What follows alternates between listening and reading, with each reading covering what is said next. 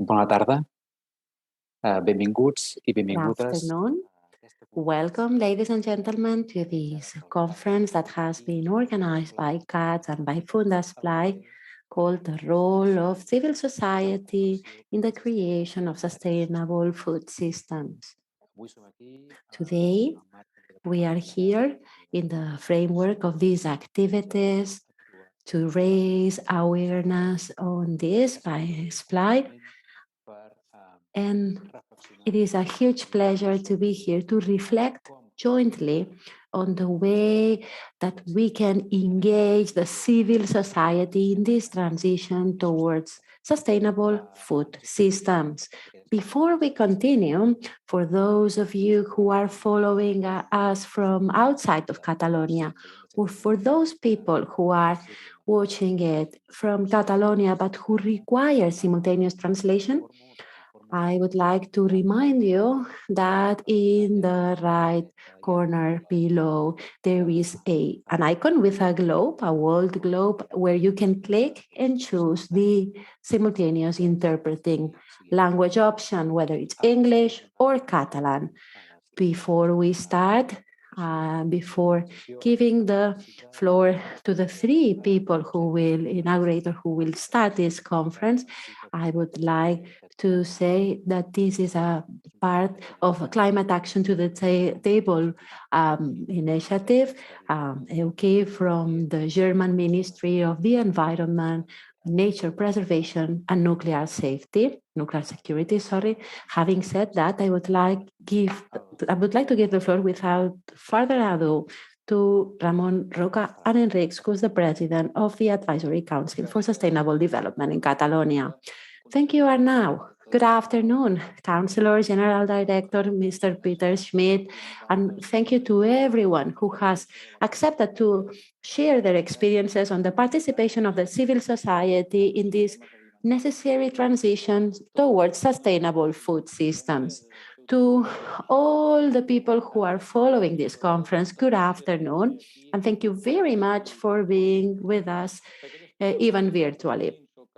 For those of you who do not know me, my name is Ramon Roca. I am the president of the Advisory Council for Sustainable Development in Catalonia. This is a part of the Climate Action and Rural Action department. Ever since 1998, CATS has been trying to devise strategies with a systematic vision, always thinking in the mid and long term, integrating social, economic, and environmental aspects into the whole picture. All these reflections turn into action proposals, which are becoming more and more impending over time, because we're all aware of the fact that we have to act now if we want to achieve a better sustainable country in the mid-long term, in the framework of a changing planet.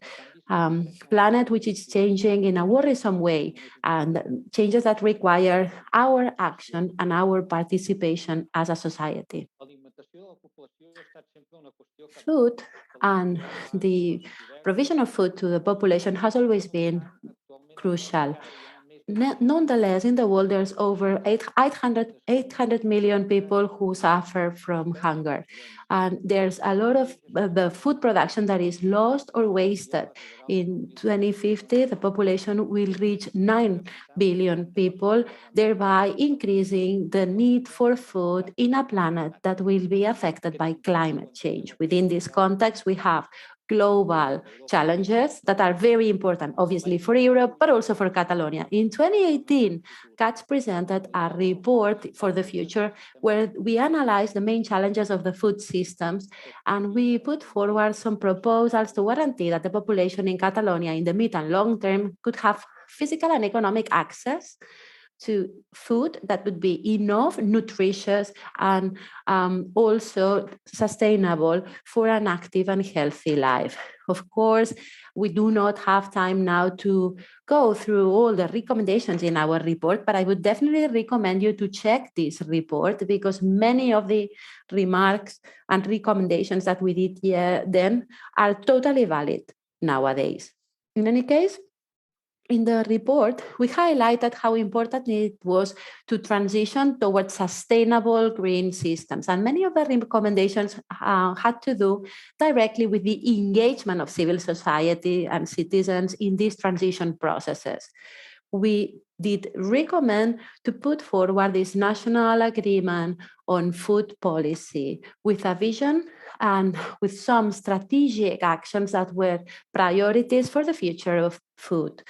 And this should be shared by all the stakeholders in the Catalan system. It was also important to have a strategy as a country. And we also recommended to foster the Catalan Food Council to enable this pact, but also to foster the strategy created thereby. I am totally convinced that the councillor has this all in mind, because in the department they work up with it. Actually, today we have a presentation on the Catalan Council for Food, and today's session is a small contribution to this transition towards sustainable systems and the governance of this transition. We really hope that it is useful for everybody. On behalf of the CATS members, I would like to convey my gratitude to Fundesplai, because we share with them this willingness to work to transform the world. And I would like to congratulate Fundesplai because of their work, in their impact in this conference. Fundesplai is one of the organizations that participated in the creation of the National Agreement for the 2030 Agenda, with the constitution of the Alliance Catalonia 2020 in February 2020, just before the pandemic started. This conference is therefore a part in the activities that this Partnership 2030 will try to foster, and we will intensify the collective action with sustainable goals in this 2030 agenda. Thank you very much. And I now give the floor to Cristina Rodriguez Portillo. First of all, good afternoon, everybody. Ramon, thank you for your very kind words. Dear Councillor, welcome you all. We would have loved to be able to have this meeting face-to-face, but unfortunately, the pandemic did not allow us to do so. But nowadays, we have digital tools that we can use to at least hold these sort of meetings virtually, which is an advantage nowadays, of course.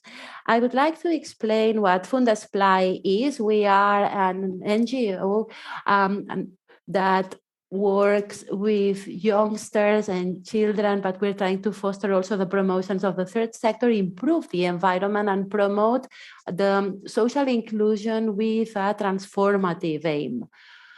But we try to base our tasks in knowledge and collective action to foster this collective action to transform the world. We are an organization in Catalonia that develops social action programs.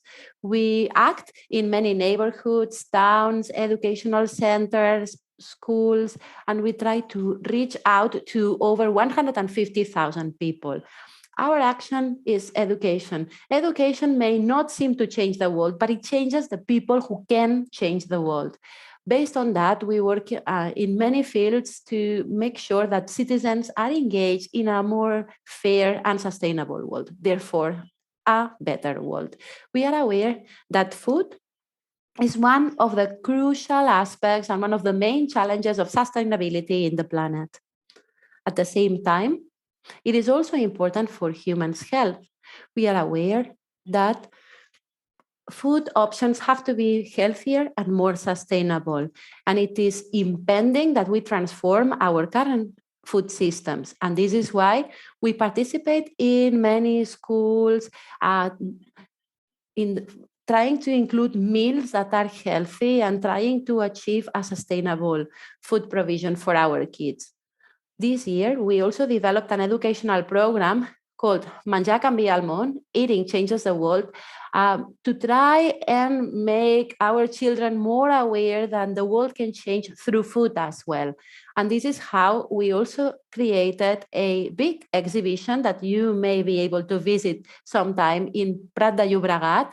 It is an exhibition called Menja Atura't Impacta, And it is a very positive experience, but at the same time, it's very important to make an impact. And from Fundesplai, we're trying to create alternative futures in the field of food.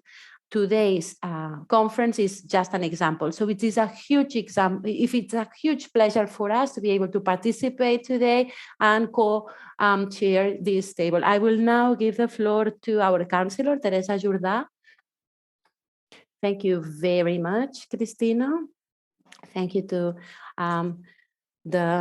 Ramon, the president of the Advisory Council for Sustainable Development in Catalonia. It is great to be here with you today. And I would also like to thank Peter Schmidt, who is the president of Agriculture, Rural Development and Environmental section of the European Economic and Social Committee. I would also like to thank to Arnau and to everybody, to all our speakers today, but also everyone in the audience who are watching us today. It has to be with a screen, but I'm sure we will end up having many more conferences face-to-face as well.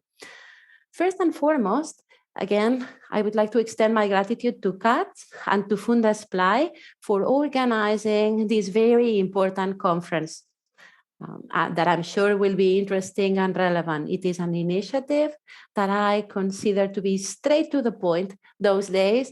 And at the same time, it is an initiative that is definitely necessary if we take into account our current context.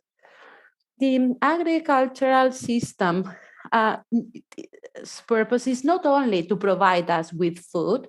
Of course, everybody needs food at least 3, 4, 5 times a day. This is very important. But there is also a very important role in the creation of our development model. Many studies have identified the production of food as a key aspect in the necessary transformation of our societies towards sustainability. Catalonia has a long tradition with a civil society that has been organized for many years to decide on the country model that we want to become. It is a model that is very diverse, and we face our challenges from the civil society. And of course, this is why the government of Catalonia recognizes the extraordinary importance of the civil society in our country. The civil society is paramount for us, and therefore we want to get their contribution through many participation mechanisms, whether it is through stable processes or some specific processes that just want to respond to some challenges or initiatives.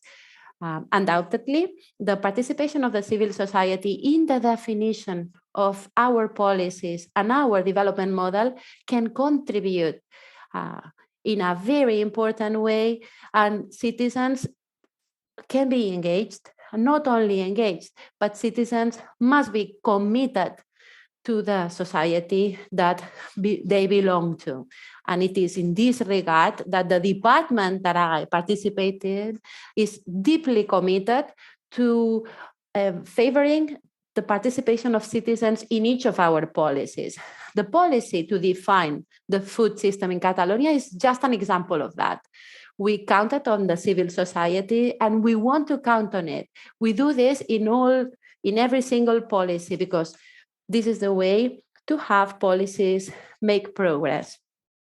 At CATS, in the Advisory Council for Sustainable Development in Catalonia, there was a report highlighting the relevance of this food system when it comes to food security and sustainability of our country. Undoubtedly, this crisis caused by the COVID-19 pandemic has made it even more blatant how important the food system is in the maintenance of life for citizens. And of course, we have realized the different vulnerabilities and threats in the food system that we have in Catalonia. And this is why we need to work, and we need to work together in order to promote the transformation of our systems. It has to be an orderly transformation based on the knowledge of our country towards models, production models, industry models that are not just sustainable, but also economically feasible and socially fair. All these things may sound incompatible, but they are. And our system has to be a system that is at the same time environmentally sustainable, economically sustainable, and socially sustainable. The Department of Climate Action, Food and Rural Agenda is therefore committed towards the creation of a more sustainable system, considering that sustainability is based on three things: economically sustainable, socially fair, and respectful towards the environment. Our commitment is deep, and the vision of the department is very much aligned with international and European policies, such as Sustainable Development Goals in the 2030 Agenda of the United Nations, but also the European Green Pact and the Hard to Form strategy, which was published last March 2020. The policies for the Paris Agreement and 2030 Agenda are absolutely indispensable, and we need them if we want to get the social recovery from the crisis, if we want to go back to normal after this huge crisis we suffered with the COVID-19 pandemic. And this department is working with this. With the speed we can achieve to get a food system that is sustainable, transformative, and based on the circular economy, which is trying to adapt itself to the climate emergency we're living in and to the resources that our food system depends on.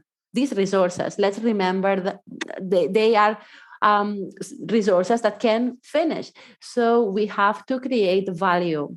We have to find a system in which we can have the resources ourselves and very much rooted to the territory, thereby warranting cohesion, territorial cohesion, with the reinforcement of the self-esteem of our country, because nowadays we have many people in our country that has the resources. So we have to be economically sustainable, environmentally sustainable, but also accessible and affordable for everyone, with a distribution that is fair and just among all the stakeholders participating in the value chain of the food system. We have to promote the health of soil, the air, animals, the sea, people, everything. And this is why in our agriculture world, our reference instruments are, of course,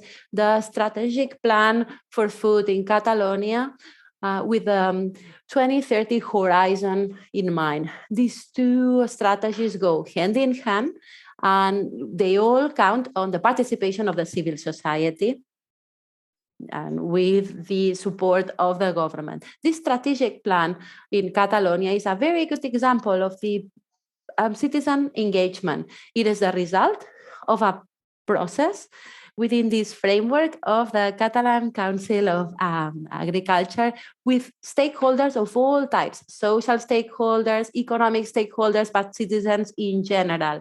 From the local perspective, we are getting a lot of best experiences where the society has contributed to the creation of food systems. And this is very important because in this way, the territorial needs can be met. If we develop policies, but we do not have the needs of the territory in mind, we will never succeed.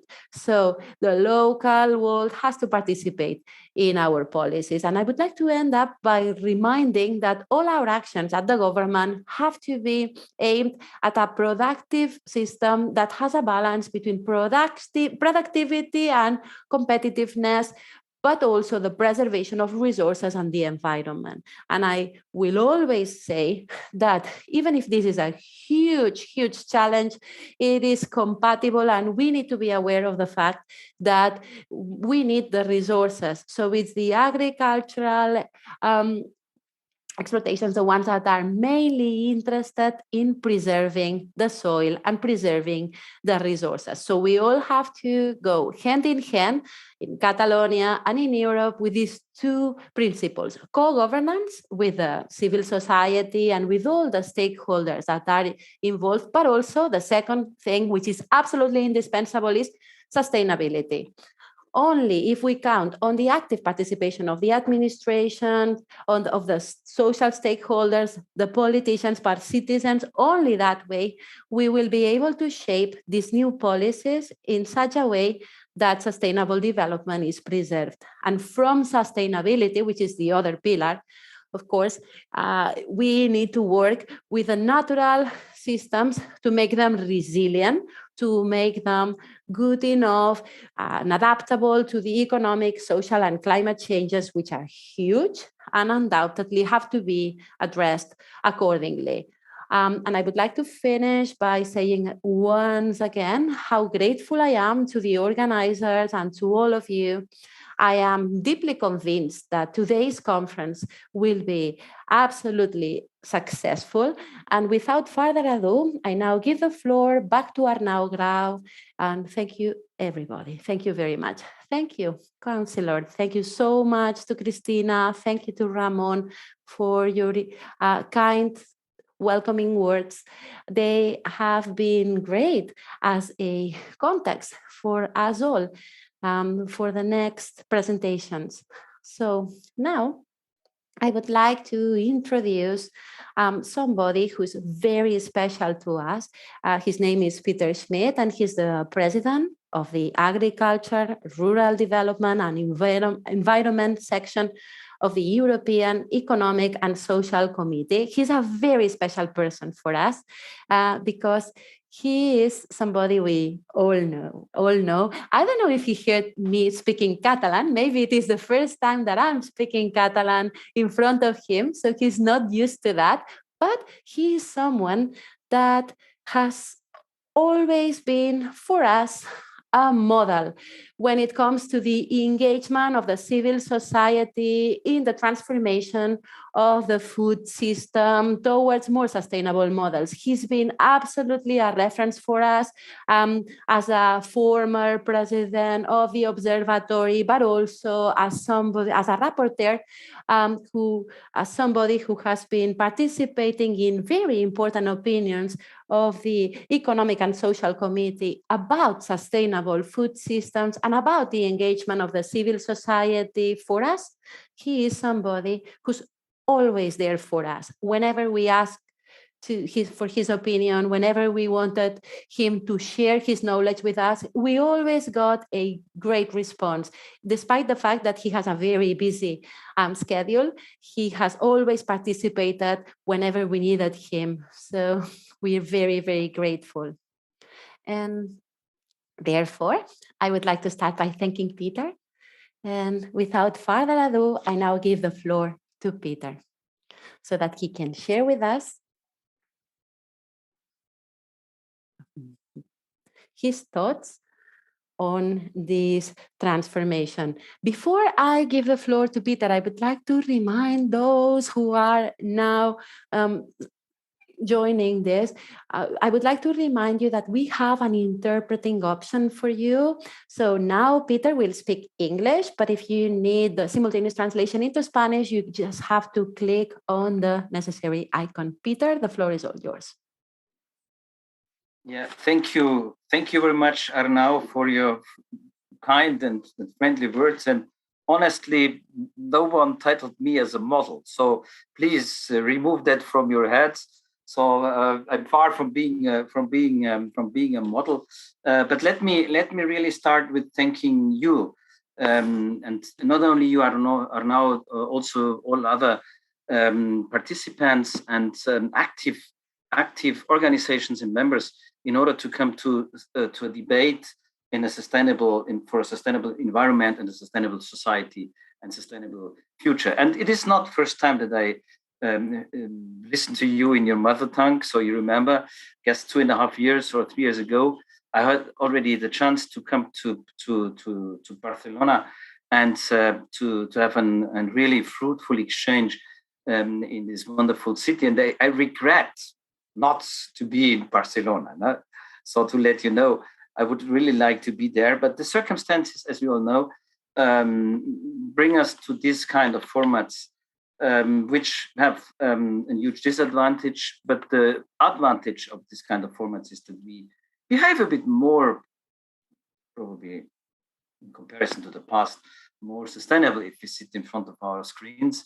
I do not pollute now the environment, and these are also advantages. But we see how important it is that we come together and have debates. But thanks again for this invitation, and thanks also, the introductory speeches which we heard, because I could say now I agree on all, and let's move to the next panel, because we already heard so how important it is that we have a comprehensive approach. But allow me to introduce myself and my organizations, because I have two hats on my head.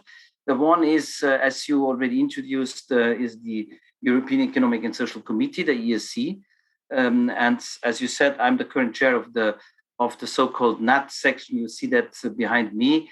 It deals with rural development, with agri sector, with sustainable food systems, but also with sustainability. And we consider ourselves as a bit of forerunners in some developments, in some debates. And the second hat, which I'm wearing, is I'm a trade unionist. I'm a German trade unionist in a food trade union. And I have a third hat. So, once I started my professional career as a cheesemaker, so you never lose this heart once you started this. And the ESC, and some of you might know this committee, but some of you not, is a body which is already in the Roman treaties. And we have a kind of obligation and we have a power at the same time. It means we represent the organized civil society in Europe. We are composed in 3 groups. Group 1 are the employers, Group 2 are the trade unions, and the Group 3 is the various interests. You have a similar construction in Spain, and we do not have this in Germany, for instance. But what is the power of this ESC? The power is that we have learned over decades to organize ourselves in making compromises. We say dynamic compromises, which have a meaningful compromises, not having wishy-washy, but meaningful compromises. And that's important to know, because once we agree on an opinion, we are quite, I would say, impactful in order to have an impact in the policy-making process. I'll tell you the story on the sustainable food system. Once I was president of the so-called thematic group on sustainable food systems, we had the idea in the beginning, and supported by a great secretariat in this house, the idea in the beginning to shape a different idea on the food system. And the problem in the past in the food system was in Europe that whenever we talked about food, it was focused on the common agriculture policy, and it was focused on agri-sector, on the agricultural sector. And we said in the ESC, we have to change this narrative, and we have to introduce the system thinking when we talk about foods, because we have to start from the beginning and to explain the whole food supply chain. And that's why we organized at the first institution, organized a process with which we said the participation of the civil society in a comprehensive food policy.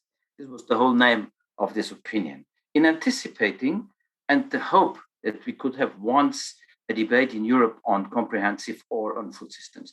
I never thought that after a couple of years discussing that on different levels, that the Commission will come out with a farm to fork strategy embedded in the in the Green Deal. If you would have asked me, and we already started before this process together, Arnaud, you know that. So if you would have asked me, Peter, tell me, this idea on a comprehensive food policy will be implemented in Europe, I would have said, I'm a trade unionist. You must think in long-term ways, and let's work on it. And we have been really totally surprised when the Commission came out with this proposal on the Farm to Fork strategy. Our idea at the time was: imagine we have a temple. The temple is the food system.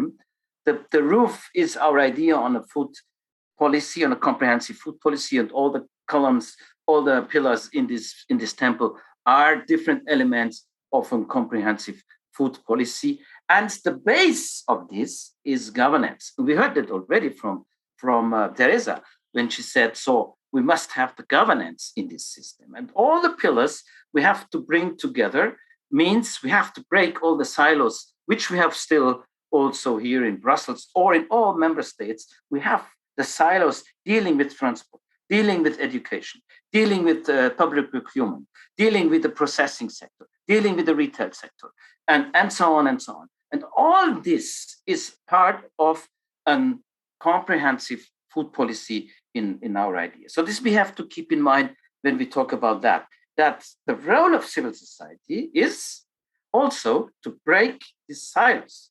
Because once we start, and one idea was, and you already implemented it, I'm really keen to listen to the panel then, was to say, when we want to break this system, once we want to have this comprehensive food policy, we must have tools for that. And one of these tools is indeed what we discussed later. These are food policy councils.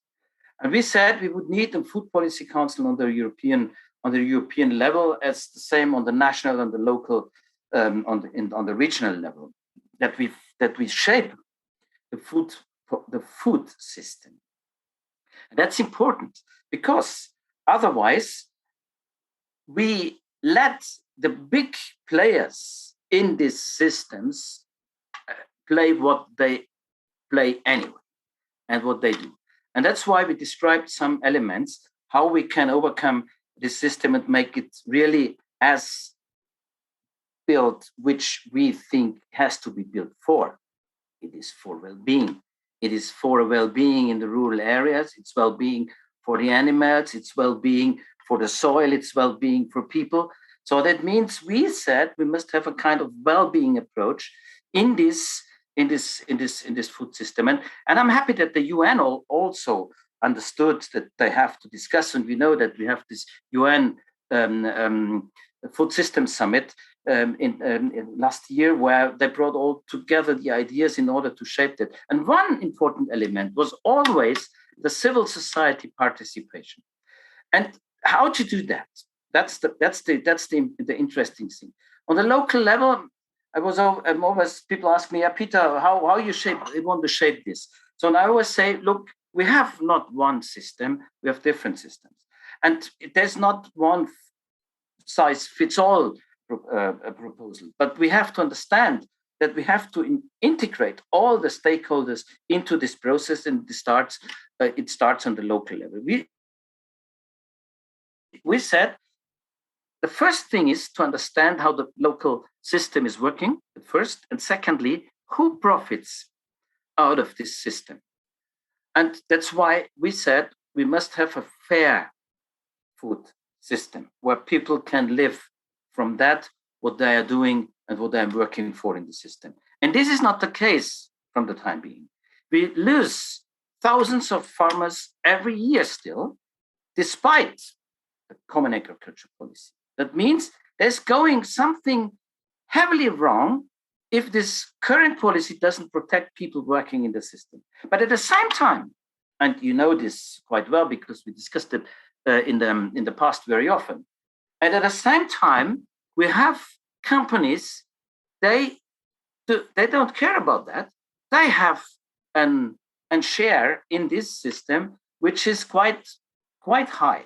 And you know the figures, they are still on 18-20% on the turnover. At the same time, farmers are losing their livelihood. At the same time, workers are suffering. And we learned something out of the crisis the last 2 years, that in principle the system worked. In principle, we didn't find empty shelves apart from the toilet paper. But this is not agriculture; it's not food. No, I would not consider that as such. But it worked. But we saw that we have weaknesses in the food supply chain. For instance, perhaps you know that, and you recognized in the meat sector. The German meat sector crashed, we could say, because of the system problematic in it, because some single multinationals or some companies, they exploited people within this supply chain. The same is in the fruit pickers. We have to address that. It is not fair, to hire fruit pickers only on the seasonal level, don't give them enough money to survive in this system. So we see that we have on specific points not really a fair system. And some of them, they pick much more out of the system as it is fair. So that's why we say we could bring more fairness into the food system if we establish on all level food councils. And these food councils must be composed on the different stakeholders: the retailers, the farmers, the workers, the municipalities. They all must be in and must discuss how we shape, the food delivery for the people. But that's what we described. And let me bring in another element, which we are working on. And we recently adopted an opinion on this, because it is no longer necessary to convince the Commission here in Brussels to change the system. That's really good. That's really a good signal. On details, we have different. Let me say, observations. But this has to be discussed. But what is necessary now is that we make the farm to fork targets and objectives operational in the food system. That's why we launched an opinion and adopted it recently, that we said we have to make the business, the processing sector, fit within the system, within the food system. And we said, how can we align the business, the food processing sector, with the Sustainable Development Goals? Because every company has his own idea or do not have any clue about the Sustainable Development Goals and how to align them. The big companies, they have their own idea. They already have, they have the resources. They can organize this easily. So I know that well, because I'm in charge as a trade unionist for the multinationals. So they already started years ago. Once they detected, okay, this could be perhaps an additional element to promote our products. So, but over more than 90%, 95% of the food system are small and medium enterprises, and they do not have the resources to do that. And that's why we launched a process together with the ESN, that in order to produce, in order to give guidance for companies to build. And we expressed, it's not my idea, it's the idea from our expert Angelo Riccaboni, professor from Siena, the grammar for sustainability for business. And we introduced that, and we discussed and defined different points where we think it is necessary to support the food processors, to align them with the Sustainable Development Goals. So this is also an element which we brought in now into the debate. It's quite interesting, but you know that we have this so-called code of conduct in the farm to fork strategy, where the big companies have been quite keen, to get into this process. They conquered it, let me say like that, and said, so now we're gonna describe that in our way. We make our pledges without any obligation, without any binding rules, and we define the sustainability on our own way. And they leave all the small and medium enterprises behind, because they do not have the resources, they do not have the ideas how to do that. Most of them, they organize them by themselves.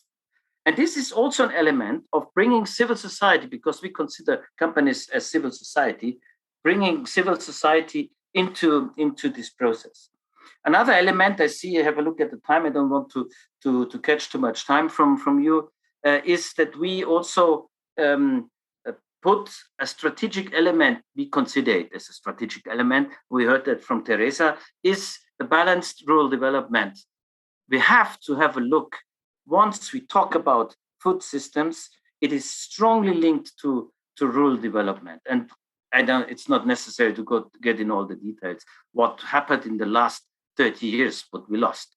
We lost the rural development completely because of privatization, because of all these elements on making money for everything. So that has led to the situation we do not have enough, digitalization in the rural area. We do not have enough care systems on the rural areas. These are all elements which are necessary to discuss, because we say, if we discuss that and want to have fair systems, that means we have also to discuss rural developments. And in this same idea, establish food policy councils that would also bring an added value also for the development. This shouldn't replace the councils. To be clear, no? On the municipal level, it shouldn't replace that.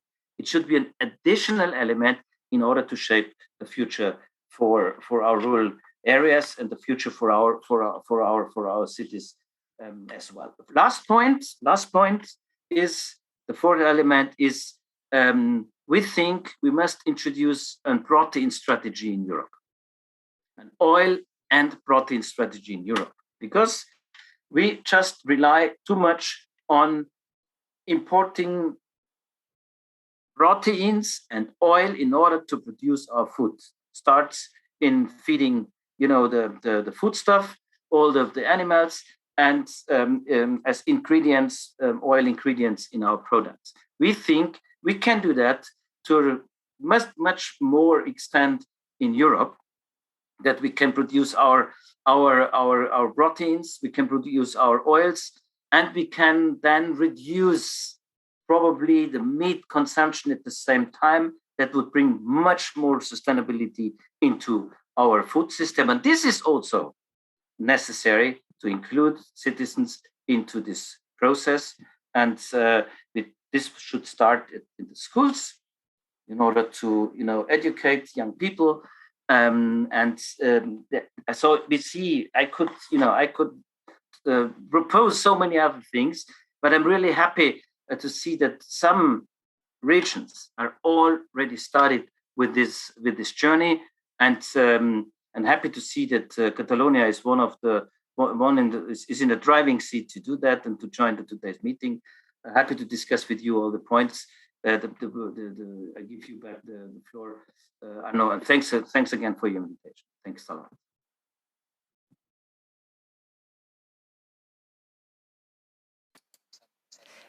Thank you so much. I'm really sorry we don't have any more time to discuss and share all these things. You have touched upon very, very important issues. How do we involve the civil society in a very wide sense, including children, SMEs.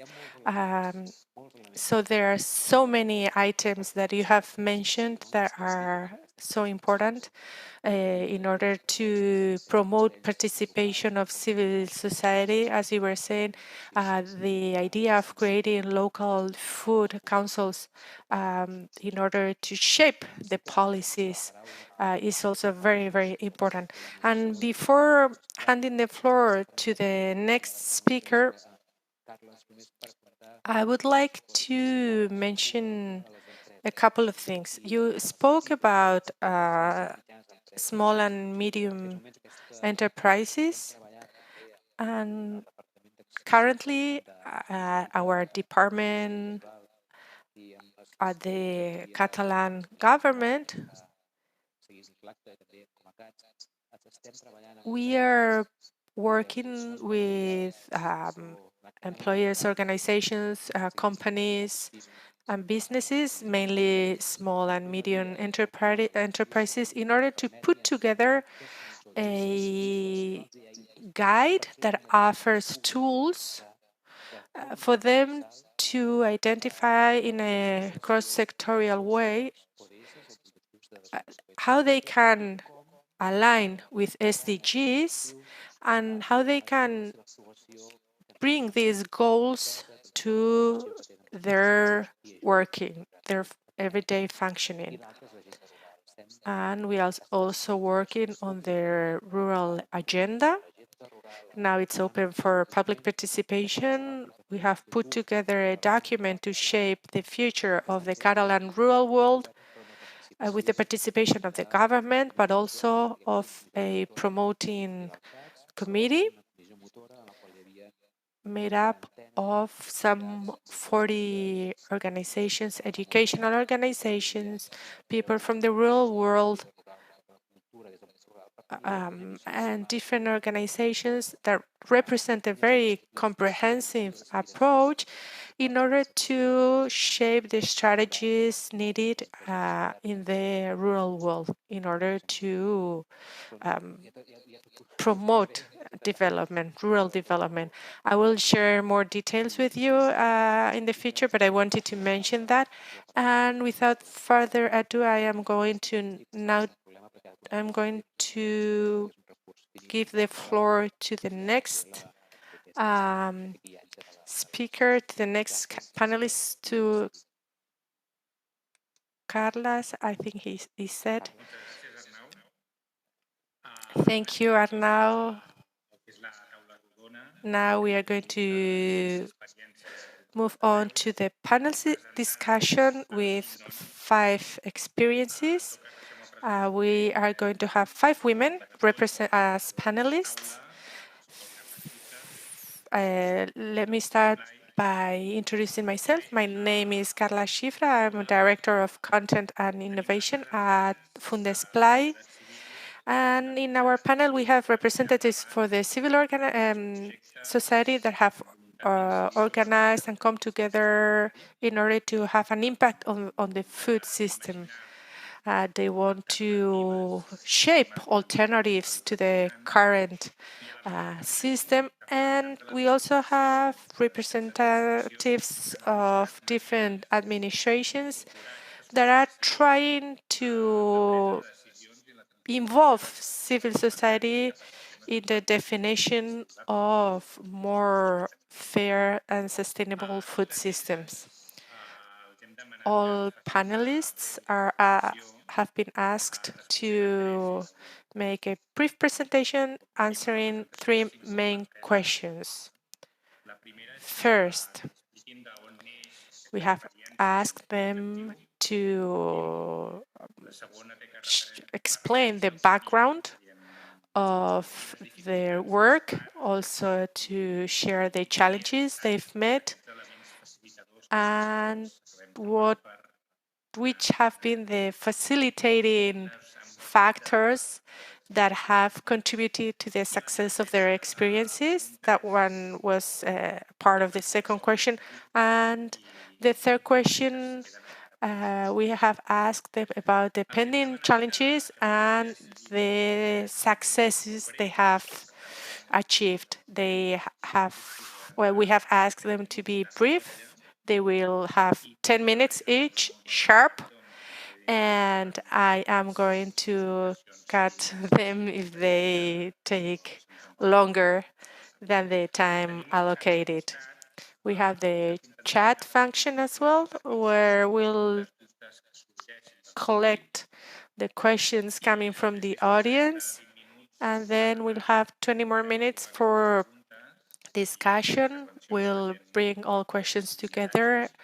And so if you feel that the question is addressed to you, you can answer the question. Let me start by introducing Cristina Massot. She's a member of the Catalan Council for Food. It's a very important stakeholder in the definition of the strategic food plan and the foundations for the food strategy of the government. And without further ado, Cristina, you have the floor. Can you hear me well? Yeah. So let me start by saying a big thank you to the organizers. I think this is a very, very good initiative considering the time we are living and all the pending goals for the coming years in order to implement or a shift in the food system to achieve full sustainability.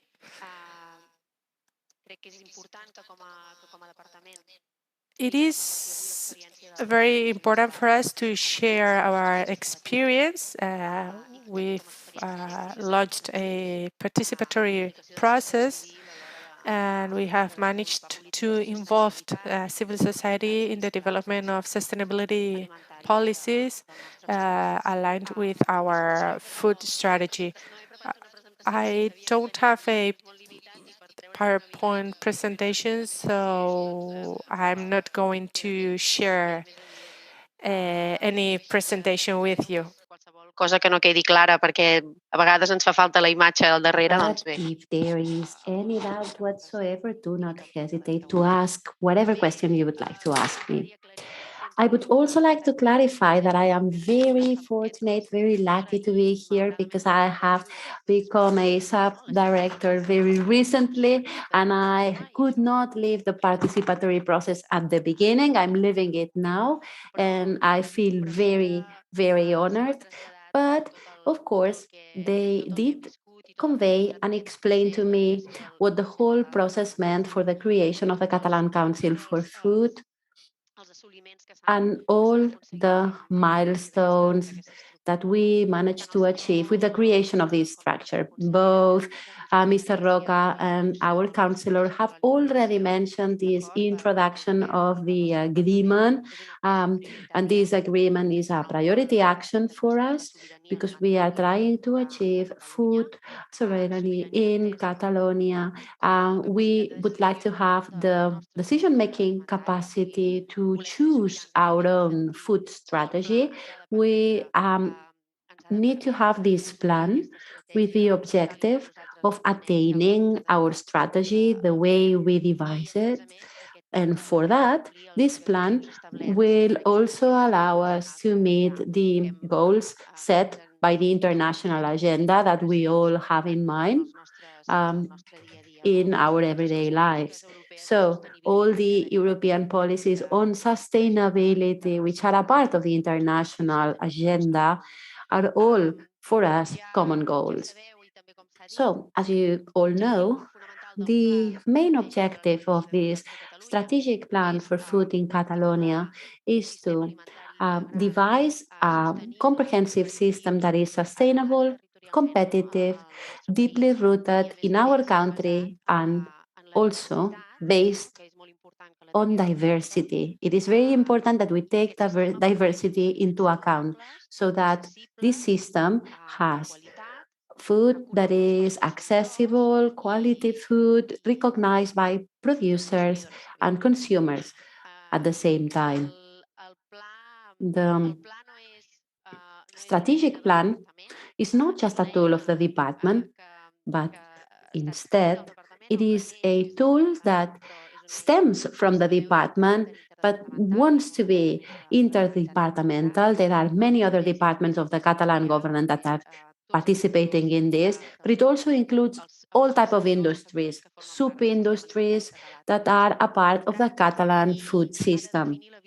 compartida, no? Que la paraula compartida és important, no és només la visió de... Okay, it has to define the global vision of the Catalan government and also the goals, but also the initiatives that have to be a priority on the immediate future of food, but also with the basis for the national agreement on food. So we have European agendas, we have international agendas, we also have the need from the Catalan parliament to put together transformative strategies leading us to this direction. And we want to promote this strategic plan, and this is when the Catalan Council for Food is created. And in 2017, we created this Catalan Council for Food as a participation and collaboration structure, a place where discussion could be held and a place where we could all reflect on agriculture and food topics. So from the very beginning, there was this willingness of listening to all the stakeholders and discussing together what the needs were and the weaknesses of the system. In this creation of the plan, we managed to identify some weaknesses and problems that we also wanted to solve. As I said before, this plan is not just a plan of our department, but the Catalan Council for Food is a part of our department, but it has the participation of many other departments as well. All these departments, for example, in commerce, public health, but also the local administration. We also count on the participation of the local administration, as I said, and the departments that have to do with social affairs, industry, and waste. And we also have INCAVI, IRTA, PRODECA, and the Catalan Agency of Consumption, the different regional departments, cooperations in general. We have several partnerships. So all in all, our stakeholders are absolutely varied because we want to cover the food system in general. Having said all that, our commission at the Catalan Council of Food is to be a driver, but at the same time to warranty this creation of the strategic plan.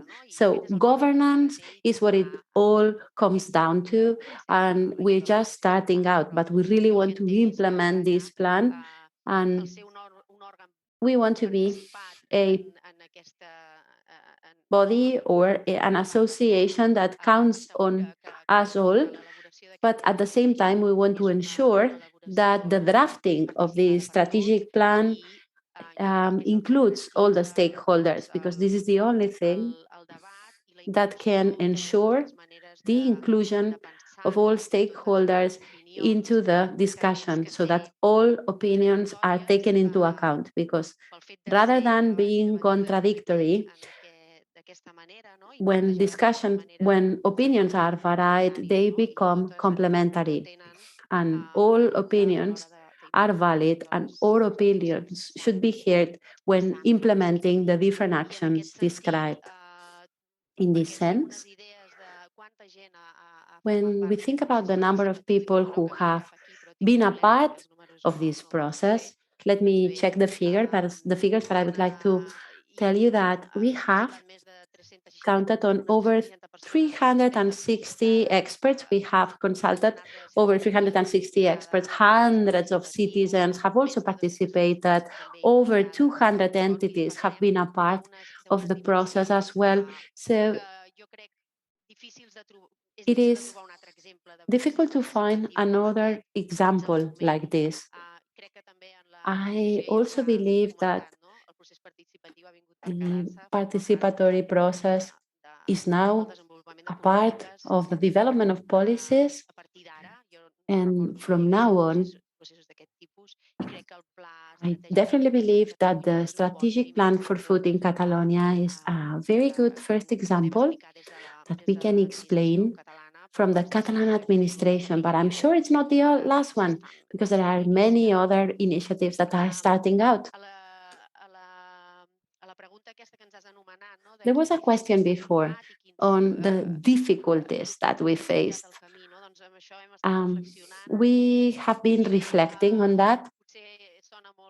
And it may sound like a repetition, but of course, the COVID-19 crisis has not helped us at all to conduct the process as we thought at the beginning. So this participatory process had to be face-to-face, but we had to transform it into an online format with many advantages, but also many disadvantages. What are the advantages? That probably we could participate in the different agendas. So participating online sometimes is easier, but the main disadvantage, of course, of remote participation is that it can become colder.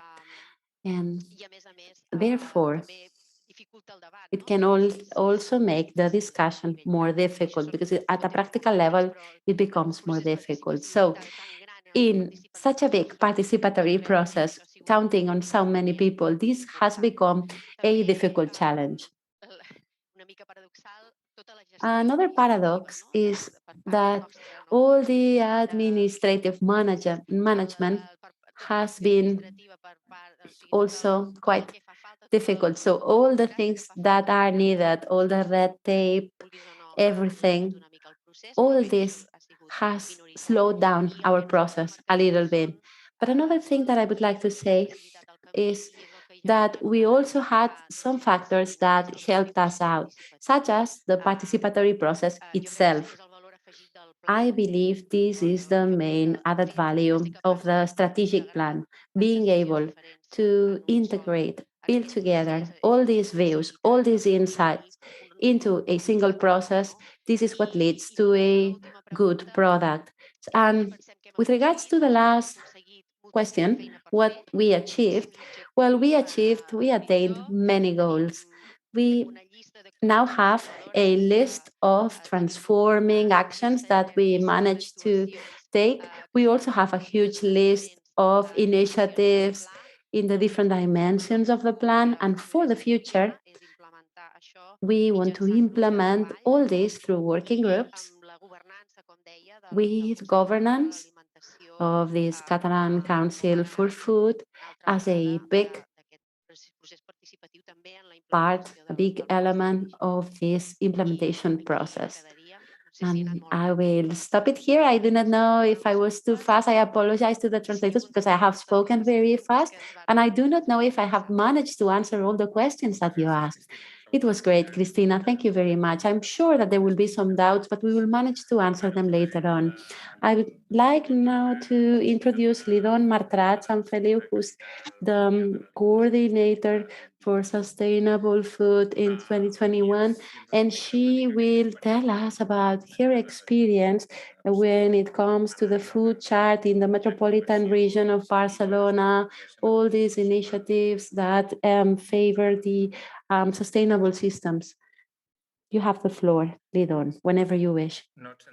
We cannot hear you, though. You have to unmute your microphone. Okay, I would like to say thanks. Thanks again for giving me the opportunity of participating in today's session.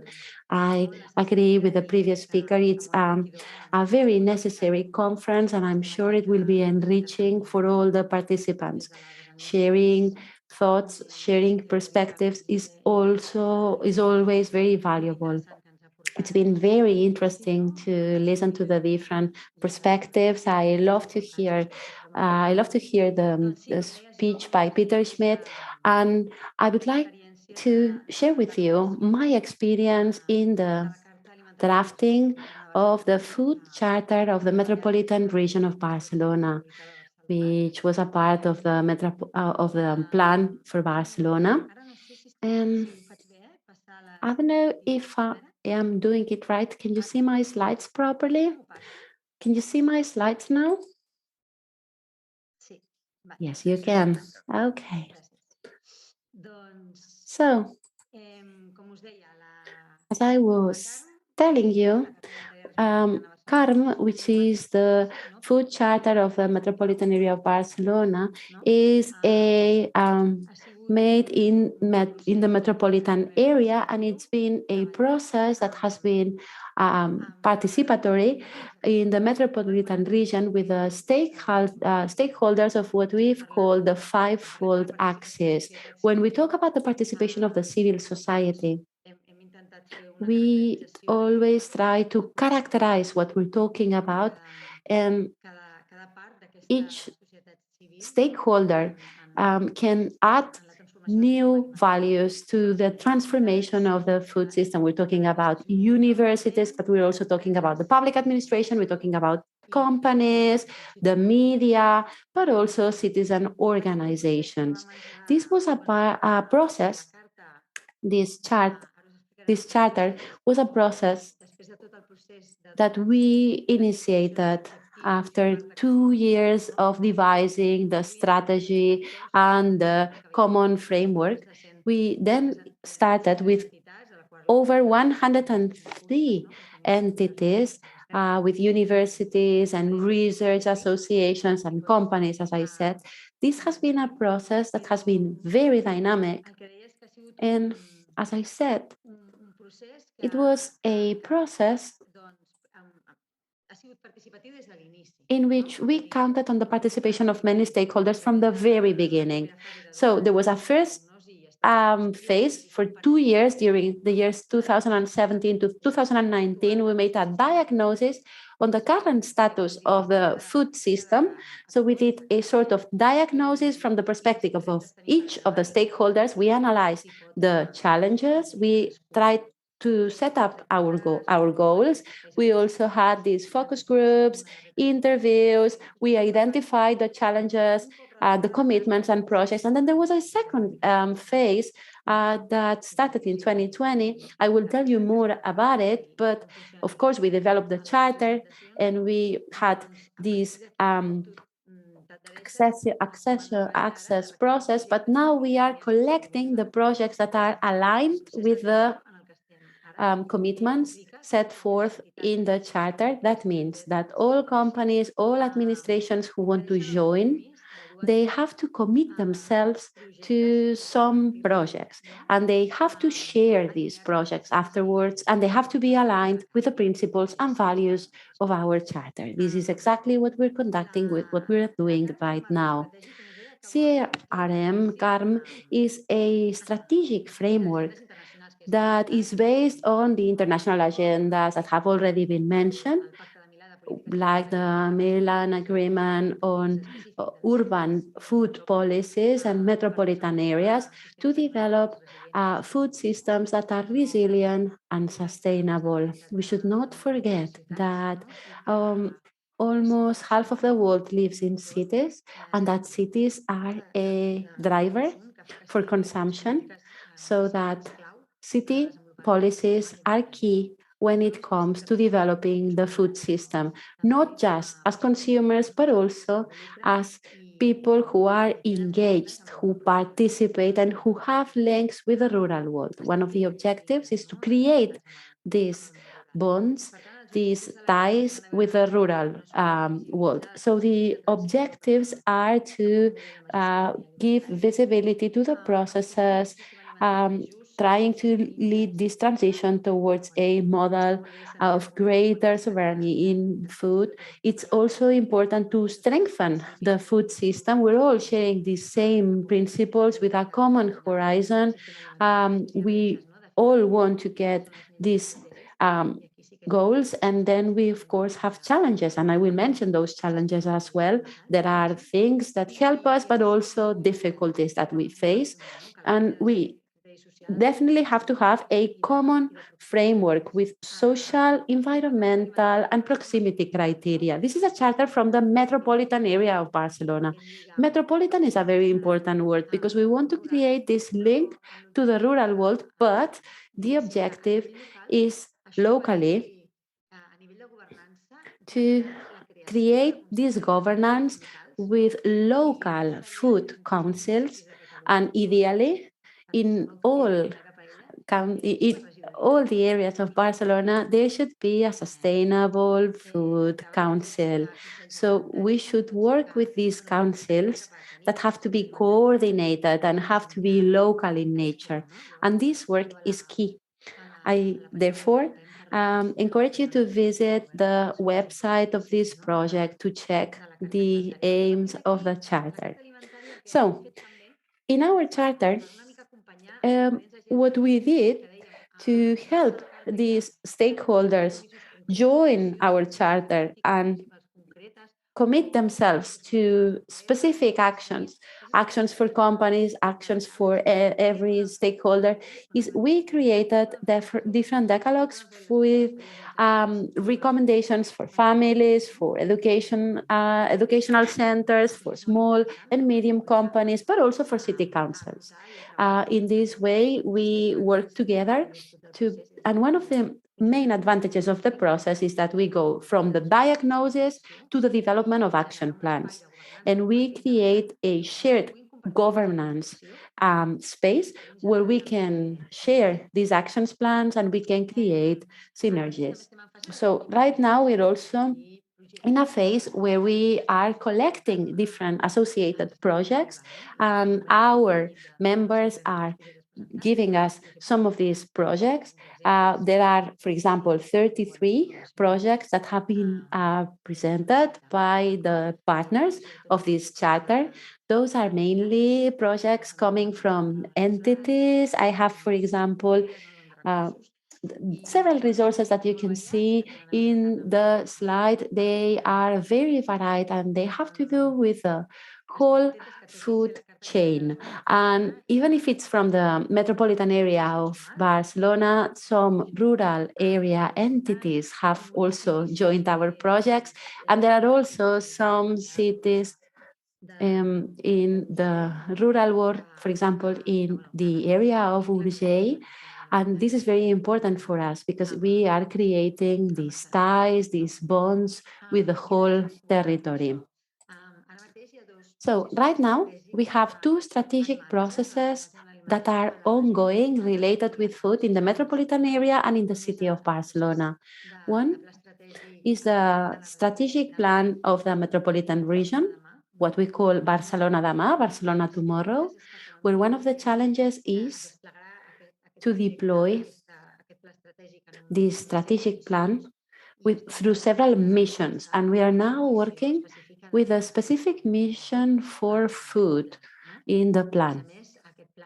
This plan also is participatory. We are defining the strategy for food in Barcelona 2030, and this is being a part of these synergies that we are creating between the different processes. So I will be glad to answer the questions you asked before. So what are the things that have been positive, the things that have helped us? On the one hand, the city of Barcelona, being a capital city of sustainable food, that was good because there was a collaboration between this plan and the City Council of Barcelona in the project. This has been absolutely positive for us to be a part of the project and to have this metropolitan scope that goes beyond the city of Barcelona into the metropolitan area of Barcelona, because in this way we could have sustainable food as a part of the agenda. And this has led to a positive welcoming and a positive response of all stakeholders to the charter as well. Let's remember that we have over 100 members, and I believe that it is all related. Of course, it may sound common, but it may sound like a commonplace, but the COVID-19 pandemic has been difficult for us all. When you are trying to create a process like this under the difficult circumstances we're living, everything becomes slower. But even so, we were slow, but we were successful. And another challenge, another difficulty we had to face is the citizen ecosystem, the company ecosystem, which is very diverse in when it comes to sustainable food, we have organizations that are absolutely diverse. And therefore, finding consensus, finding a common ground, this has required a lot of energy. We needed to be very creative in this sense, but we can be very satisfied judging by the results. We managed to achieve a lot of things, and we could align this charter project with a capital city for sustainable food in Barcelona, and that was a success. And managing to write down or draft this charter with consensus, that also gives us a clear view. We of course, have this food autonomy and sustainable food autonomy, but in the end, we become aware of how important reaching a consensus is, but also getting a minimum sense of guidance that takes us to this system that has to be fair, has to be sustainable, and obviously has to be economically viable or feasible and socially accessible to everyone. When you set forth these principles, you set forth an approach. And of course, all participants need to have this very clear in their minds. And the challenge now is to have a specific approach with a follow-up of our processes. And in next fall, we need to have a strategy for the city of Barcelona in place, stimulating the strategies, and also with the council of the city of Barcelona. We want to have all these synergies together. Thank you so much.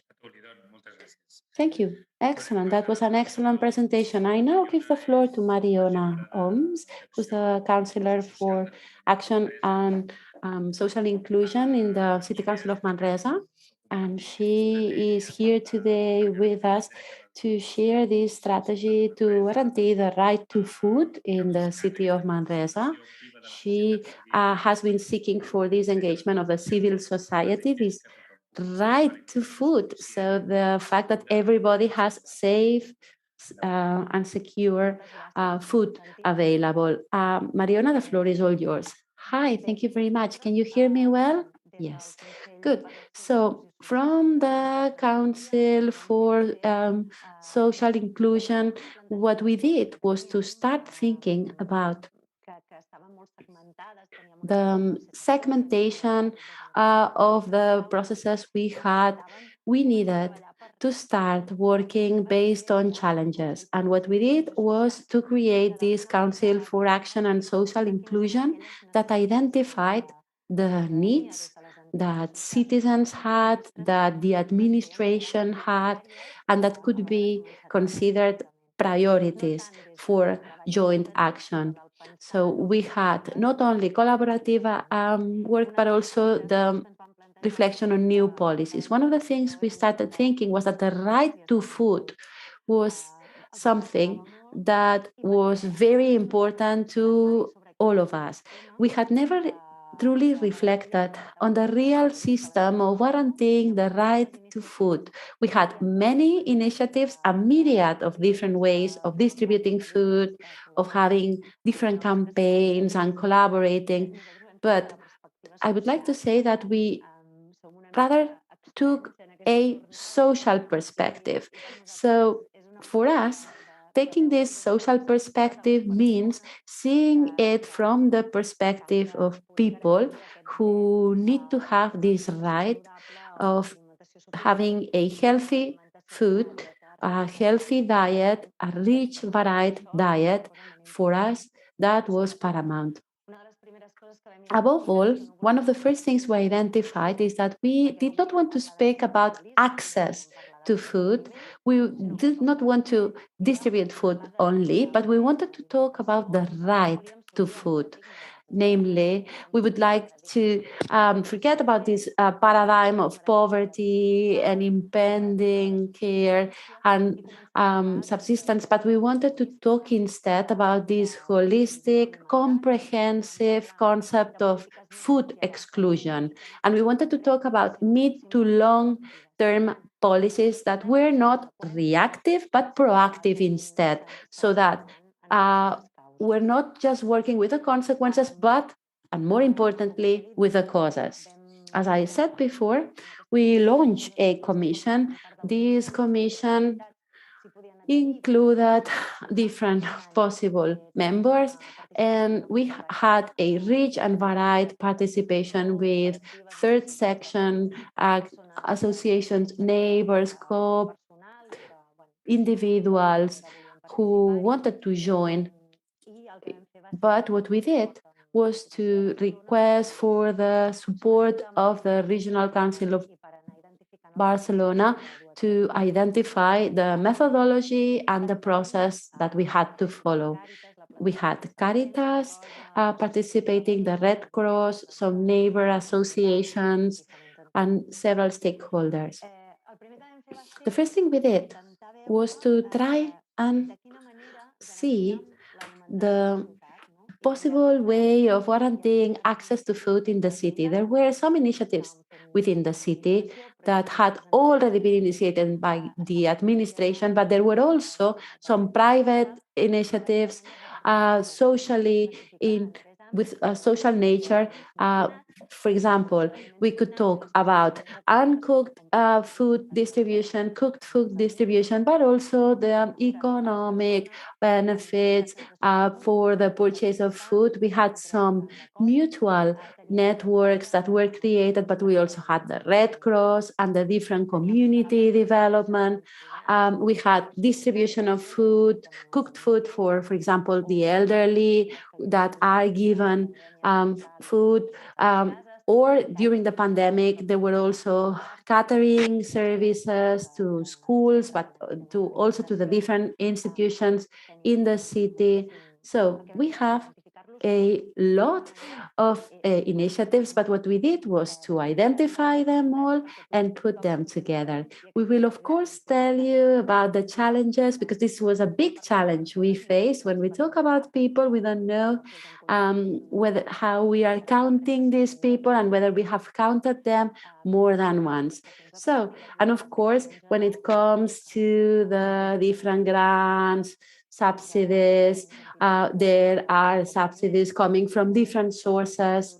We have, for example, summer cards for people who are entitled to free meals, but also who get bonuses for supermarkets. Once we put all this together and we identified the different initiatives, oh, by the way, there are also some community initiatives that I would like to mention. Community initiatives from the point of view of cultural diversity, neighborhood networks, co-ops.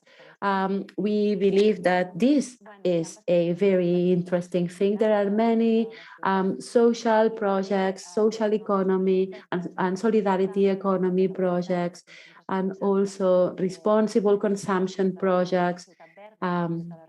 From the different areas of the city council, we got help developing all this. So what we saw was that we couldn't base ourselves on social exclusion in the food scope only from the economic perspective, just maintaining resources, but there were some other aspects that were as important, equally important as the economic aspects, and that were directly affecting the right to a healthy diet and the warranty of getting varied and rich food available.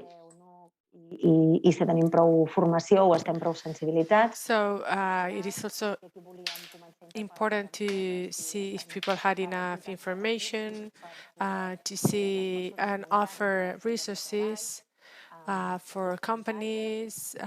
There were different branches that we tackled, the economy, education, workplace, healthcare, housing. There are people that don't have a decent place to live, and so they don't have access to a varied and tasty and healthy food.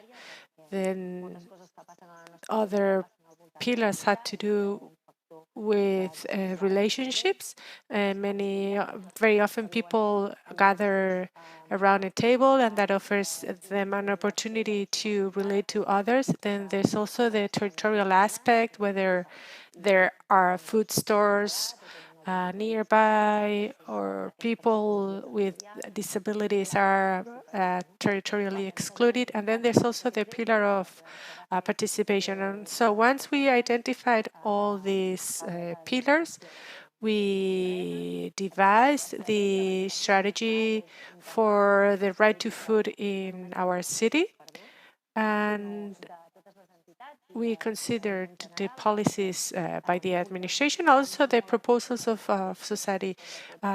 We wanted to work in order to ensure access to sufficient and healthy food for the vulnerable population. Working together with nonprofit organizations. We also wanted to raise awareness of society. And one other thing that we wanted to do is work with teenagers, because they don't seem to be aware about this topic, and they usually have a limited diet, and we thought that it was important to raise awareness of the younger generations. We wanted to use local policies and make use of all the resources available in order to plan the future. So, for instance, if our neighbors council is about to organize a party, it is important for them to think ahead what they are going to do with their waste rather than just dumping the food. And so in short, we wanted to raise awareness about food waste. Also, we wanted to promote food as a cohesive factor, take into account people that live alone, and foster healthy food options in communal spaces such as schools. There are also some needs that are not met.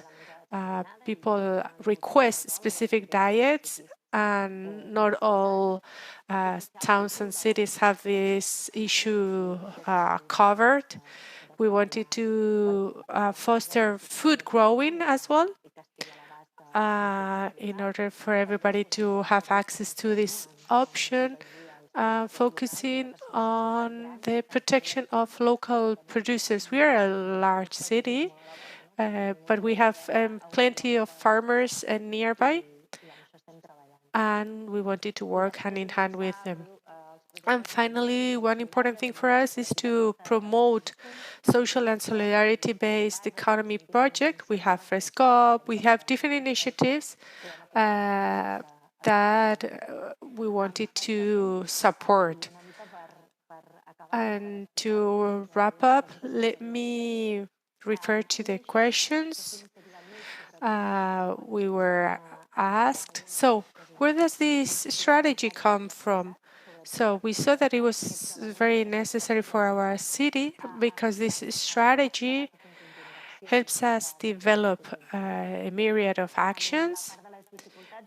As for challenges, it was not so easy to put together all the resources, all the data available. As for opportunities, well, we were looking forward to working on this. There was a very important awareness, and despite COVID, we managed to work well and to put together this strategy pretty in a pretty easy manner. And as for the future, looking forward, we need to get the approval of the city council, and this is going to be a commitment by the entire city.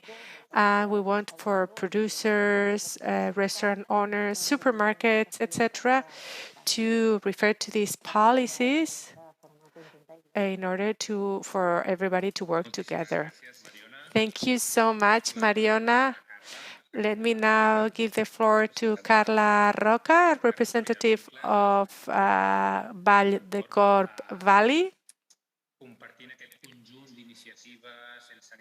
And so we've heard about many different nonprofit initiatives, and now Carla is going to speak from the rural world. Carla, you have the floor. Good afternoon. First of all, thank you very much to the organizers for inviting us to participate in this very interesting conference. I'm going to refer to the Territorio de Vincles project. It's a territory of ties that comes from our valley, the Corp. And so the coronavirus has helped us develop, put together, and devise this plan. It stems from the organized civil society with the technical support of La Boqueria and also of the Lleida Provincial Council and the COP camp from Tarragona. So this project was devised between 2020 and 2021. And some background about our valley. It is a valley, and we have the Corp River. We are divided into 3 different counties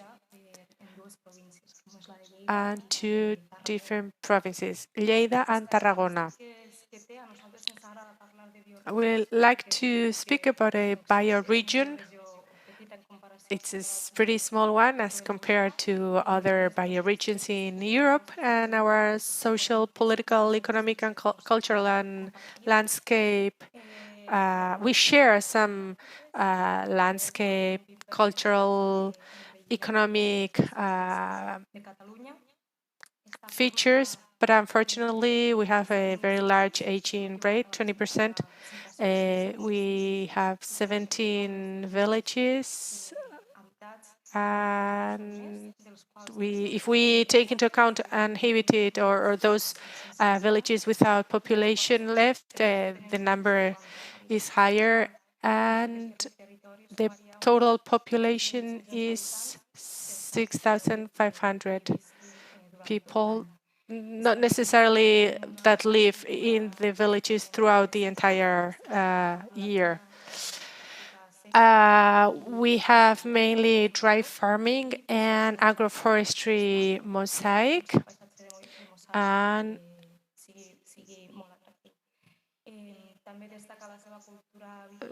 we have an important wine culture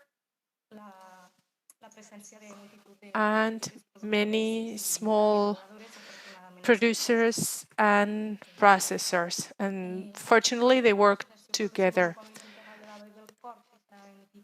So we have an association for the comprehensive development of our valley that has been working for 20 years already, and more than 70 businesses from agro-food, restaurants, rural tourism, etc. The goal is to promote our territorial brand, our valley, through our cuisine and through our landscape and our cultural, historic, and natural heritage. And for that, we have 4 committees that are the structure of our organization. All members are voluntary members. They are volunteers that work on culture, society, and landscape. There's 1 committee. So this committee works in food production, the landscape, our architecture. Then we also have a network of producers that promote food tasting and different initiatives. We also have a communication committee. They organize events, signs on restaurants, etc. And finally, we have the wine producers community. All producers work together in a network and they share resources, they promote their production, etc. And so in 2020, a new project was devised, Territori de Vincles, a territory of bonds or ties. And so the idea was to implement different strategies and actions and policies in order to promote a shift in our valley to challenge the demographic decline, to adapt to climate change, and to meet new opportunities. And so we have three main pillars: agroecology and biodiversity, housing and heritage, or architecture and heritage, and resource management, from the right to food, right to housing, and the right to the management of endogenous resources. And all of this under the umbrella of the forum. It is a space for shared governance.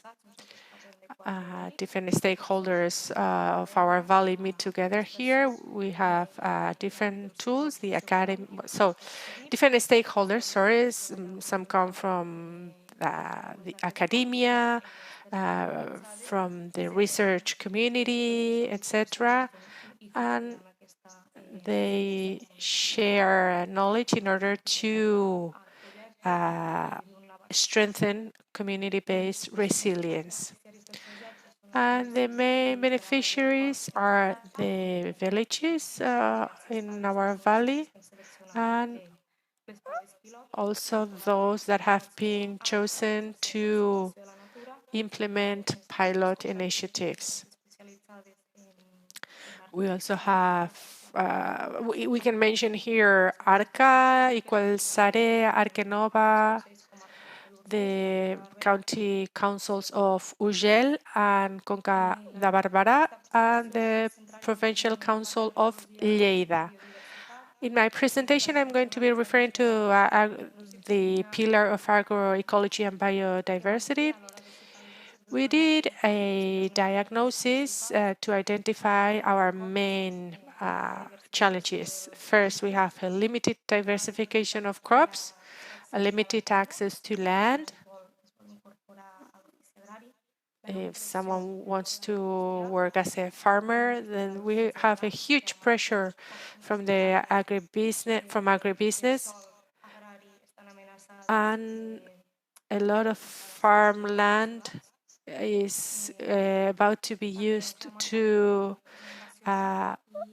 create wind farms. And there's also a huge a lack of generational renewal. And one other challenge has to do with the management of local resources. Our goals are to study the imbalance between the different food production models, to put forward models to transform the agri-food chain in the valley, to offer best practices for agroecological transition, and to implement new food policies. During the last year, we studied the intra-family generational renewal, and thanks to the Network for Nature Conservation, we received support and got to know different experiences of generational renewal and how to keep the land. And we organized a meeting with the stakeholders in the valley to decide what approach we want to implement and what tools there are in order to transfer farms between those that want to quit and those that want to take on farming. What else have we done? So we have expanded our analysis to all the stakeholders I mentioned earlier, and we have organized different actions. For instance, we have offered consulting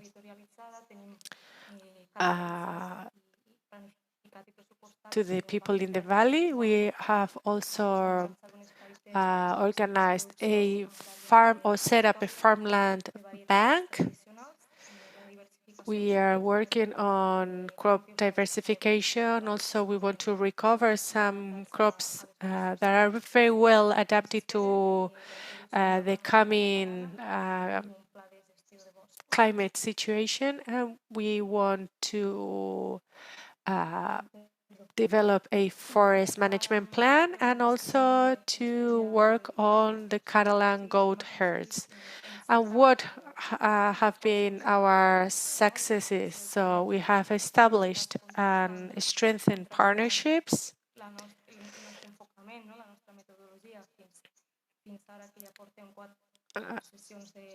We have met four times at our forum, and we saw how important networking is, and we have managed to devise a strategic and community-based plan.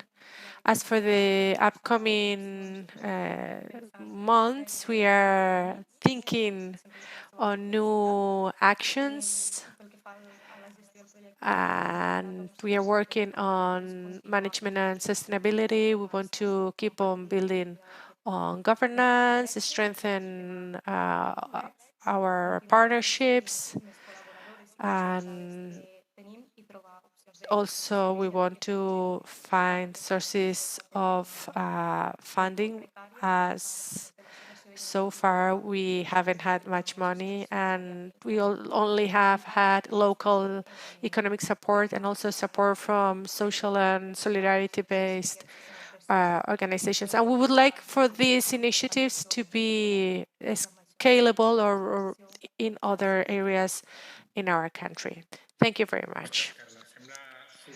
Wow, Carla, so interesting to listen to your presentation. It would be great to have more time to go into detail.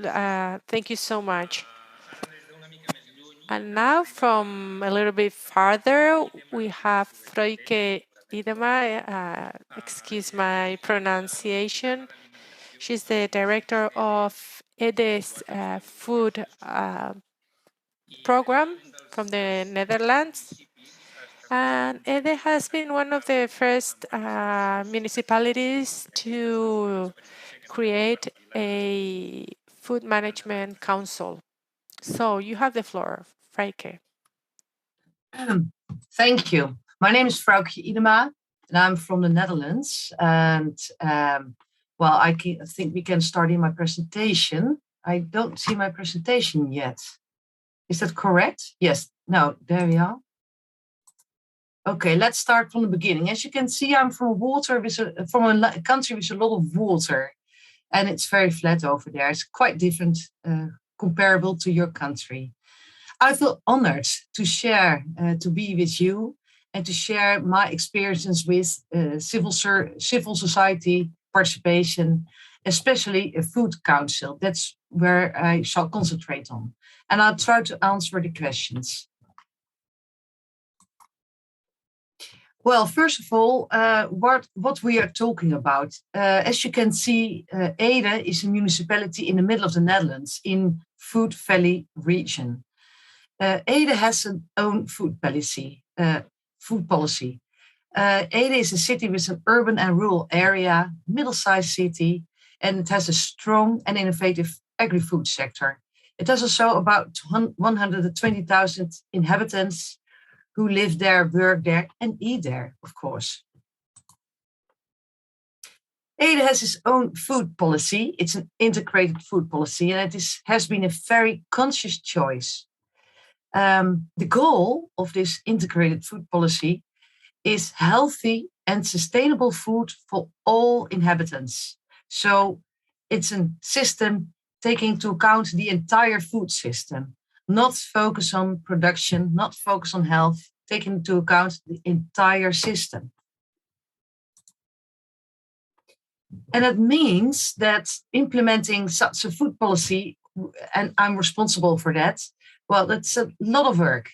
It's an integrated food policy, as I just said, and that means that we work together with all kinds of stakeholders, civil society, knowledge institutes like the Wageningen University, quite close to us, but also with schools, for example, community centers in our areas, farmers, NGOs. What else could I say about it is that in our food governance, we all have a focus on youth and young people, teenagers. So that's something I come back to. It's very specific for all over in our place.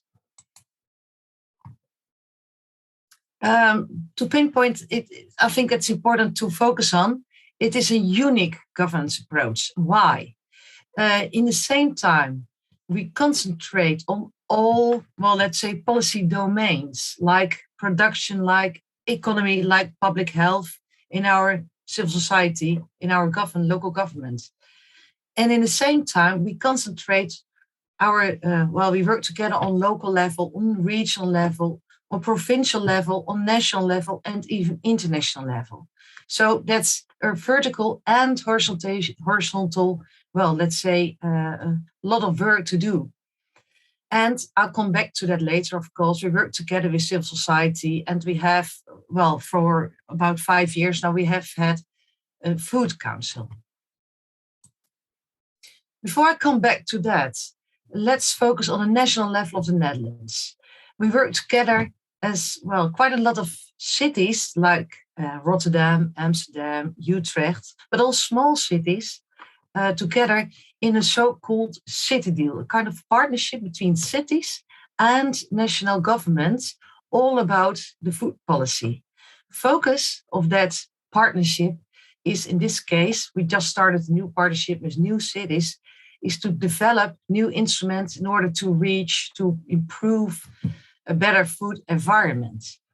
What I think what is interesting all about this is it's a coalition of cities, but not only cities, also food, well, let's say policy councils and food councils within the cities. So it's a kind of collaboration all together, and we're able to share, well, experiences in that case. On international level, that's the next level. And that's what we're doing today as well. Well, let's say, and Barcelona, you hosted the Milan Urban Food Policy Pact. It has a very interesting toolkit called the Monitoring Framework. And when we focus on that one, there's one of the categories called governance. And when we focus on that one, you see that one of the indicators is that it is really important to really have an active multi-stakeholder food policy. For a city, that is really important. Why? Well, to have a good collaboration, to make transparent policy and things like that. And then also because of commitment. And when we do that as cities, as well, communities, we really improve the SDGs, working on, well, it's about sustainable communities. It's about, well, healthy cities, things like that. So I think that is really important to focus on, that what we're doing on local level helps on, well, let's say global level.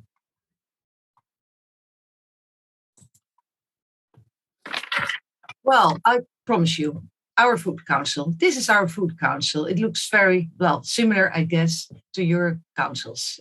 A lot of enthusiastic people, teachers, adults, farmers. As Peter already said, it is important that it is a diversity of people. They all represent our community. And it started, as said, I think, we started somewhere in 2014 with our food policy. And in 2015, there was a start with a food council. In the beginning, there was a kind of experiment piloting with what kind of role should a food council have? What is the good thing to do? And from the beginning on, our food council really wants to try to have different roles, like being a platform for knowledge sharing, but also an advisory board for our city council, for example, a civic forum in order to support food policy and a starter of and supporter of new food initiatives from, let's say, inhabitants. So different roles and also different groups, all under the umbrella of a food council. Well, it's an ongoing process. It has been till now. And what we see is that, what we learned is that our local government realized that aldermen, councillors, that, we are not in charge anymore all the time. It's like letting it go. You can't be in control as, let's say, as political leaders. You have to let it go.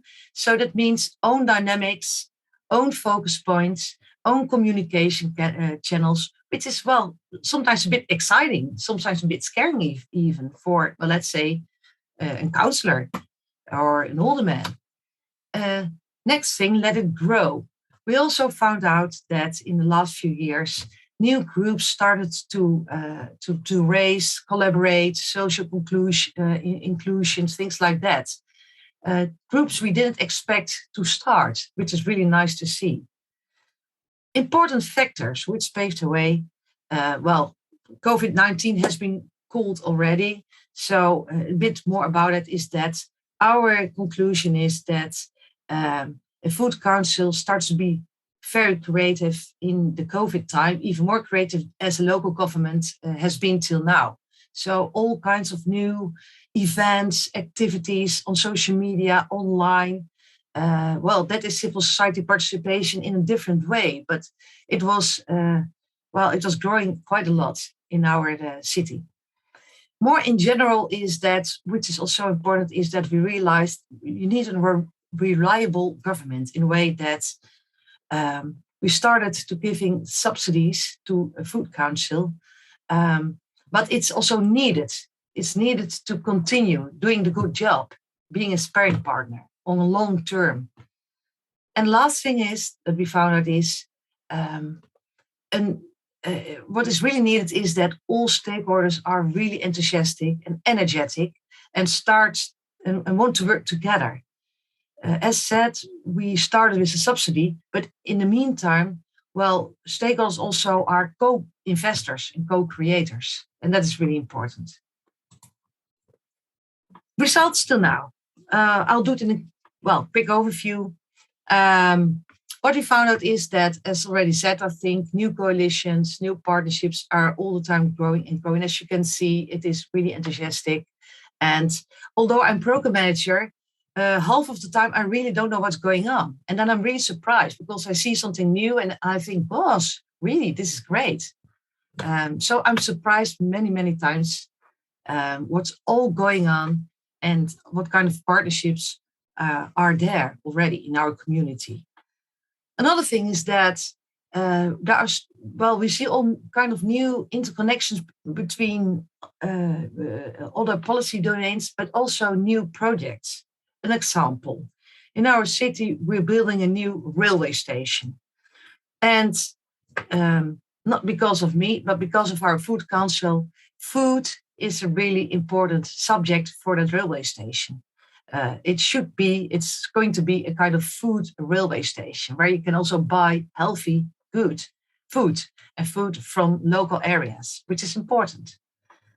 And last but not least, what we found out is that, what the result is still now is that because our Food Council has been an advisory board, has given many advice to our City Council, there's public support, there's commitment, there's more evidence-based, awareness and a will to make policy in a way like that. And that's, I think, also very important. This is the last slide. The challenge when we look at the future. A few things on the spot. I mentioned a few different roles the Food Council could have, like advisory board and a kind of supportive team. And we found out that, well, we really should have the discussion what is important for a Food Council to survive and to grow, and for a City Council as well. So are we going on, keeping on and going on like doing everything and everything together, like different roles, or are we making choices, or are they making choices? Another thing is, this year we will have local elections. In the Netherlands, it's every 4 years, local elections, national elections. And we will have a complete new team of political leaders, councillors, etc. Well, then it starts all over again to get them convinced about the need and the power of a Food Council. That's what we have to do all the time. And well, that's a challenge, let's say it like that. Another thing is that a City Council and a Food Council should be able to work together a bit more and better and more efficiently as this right now. I think that's a challenge. How could they use each other in a good way and not losing their own identity? And the last challenge I think is we have a food challenge on local level. There are there's a food council on local level. There are also food councils in other cities in the Netherlands, in your country, all around. So how could we share and scale up the experience we all have? Because each food council is quite different. Our food council is, let's say, quite diverse, but there might also be food councils with a lot of young people or with professionals and experts. So I think that's a challenge to find out all the experiences. How could we learn from each other and how could we scale up all together? So then I think I have to say in the Catalonian language, muchas gracias. Thank you. Moltes gràcies a tu, Frauke. Thank you so much. All contributions have been so interesting. We have 2 questions on the chat box. One for Lidon. It's a question about the ties beyond the metropolitan region, and another one for Carla, but I would address the same question to all panelists because they have to do with all experiences. And the question refers to the holistic systemic way of working, because Peter at the beginning said that fortunately the silo approach to food is being left aside in order to have a more comprehensive approach, and we have now more and more complex participatory spaces with different points of view from different stakeholders. And Frauke was referring to the importance of not diluting your own identity when creating new spaces. So we have only 5 minutes left for the open discussion, but I would like you to refer to the challenge of the systemic approach in participatory initiatives. What are your thoughts about this?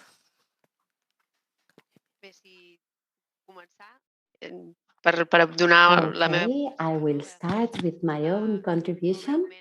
Very briefly, and to summarize what I would like to say, the main advantage is the amount of perspectives and visions, and you realize that after getting all these insights from different perspectives that before that you were very much centered in your own perspective, but when there is a space of consensus and discussion, um, so then you realize that it is different. But when there's only space for consensus, then we're all more moderate.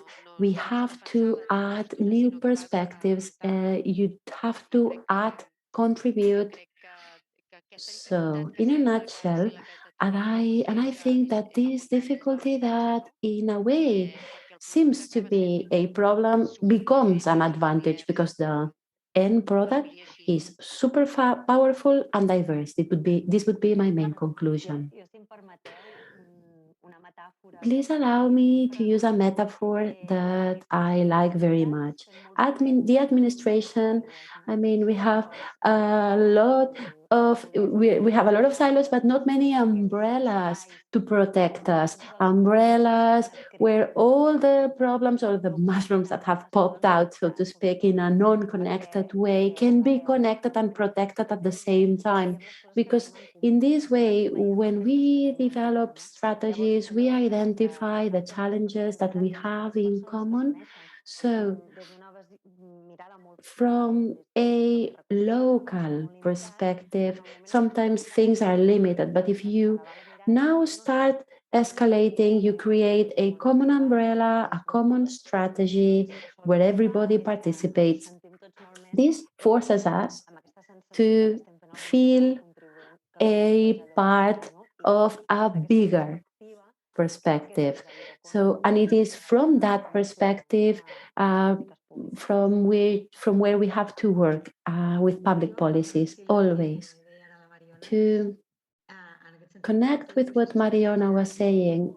When you are working with a common goal, a common strategy, I have always thought that the process becomes a result in itself. People get together, people listen to each other, we capture feedback. We have realized this in Barcelona.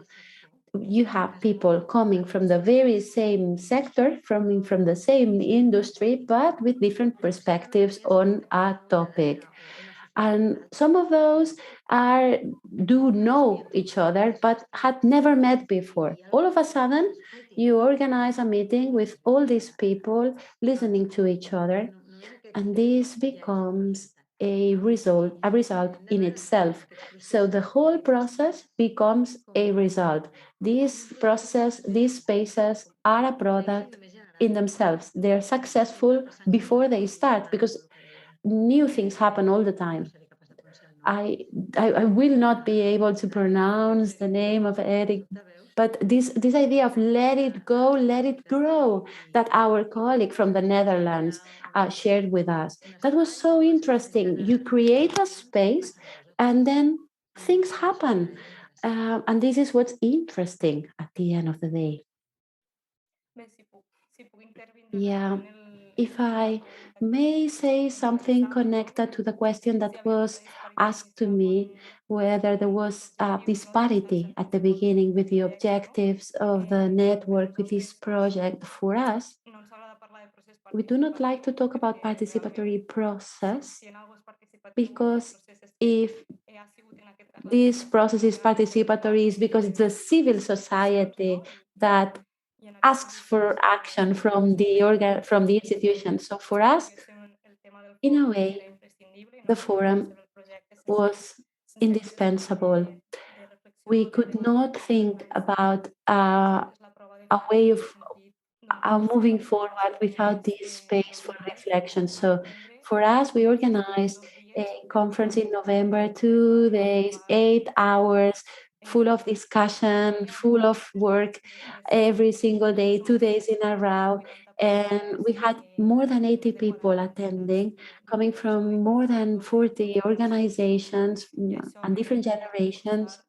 And this, of course, helped Because as we said at the beginning, it's like 20 years lead to a lot of things, and a project like this is a project that is based on our own identity and our shared history, but at the same time, we do have some challenges, and what we really need is not to diagnose them anymore because they are already diagnosed, but we need the resources. We need to implement the policies that can help and stop using the policies that did not help.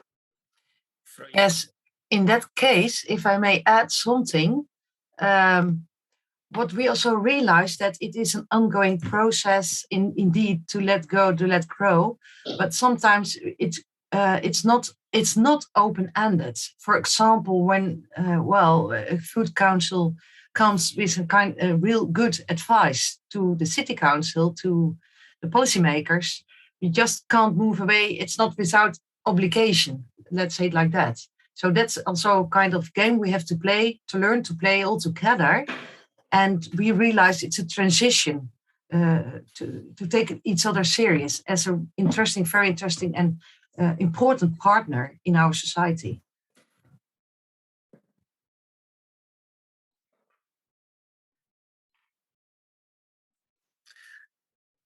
Molt bé, moltes gràcies. Thank you very much. Malgrat que hi hagin algunes preguntes més, Even though we have some extra questions, and I am afraid we will have to move on and close this roundtable, this panel, I would like to thank the participation of Cristina, Lidon, Mariona, Carla, and Frauke.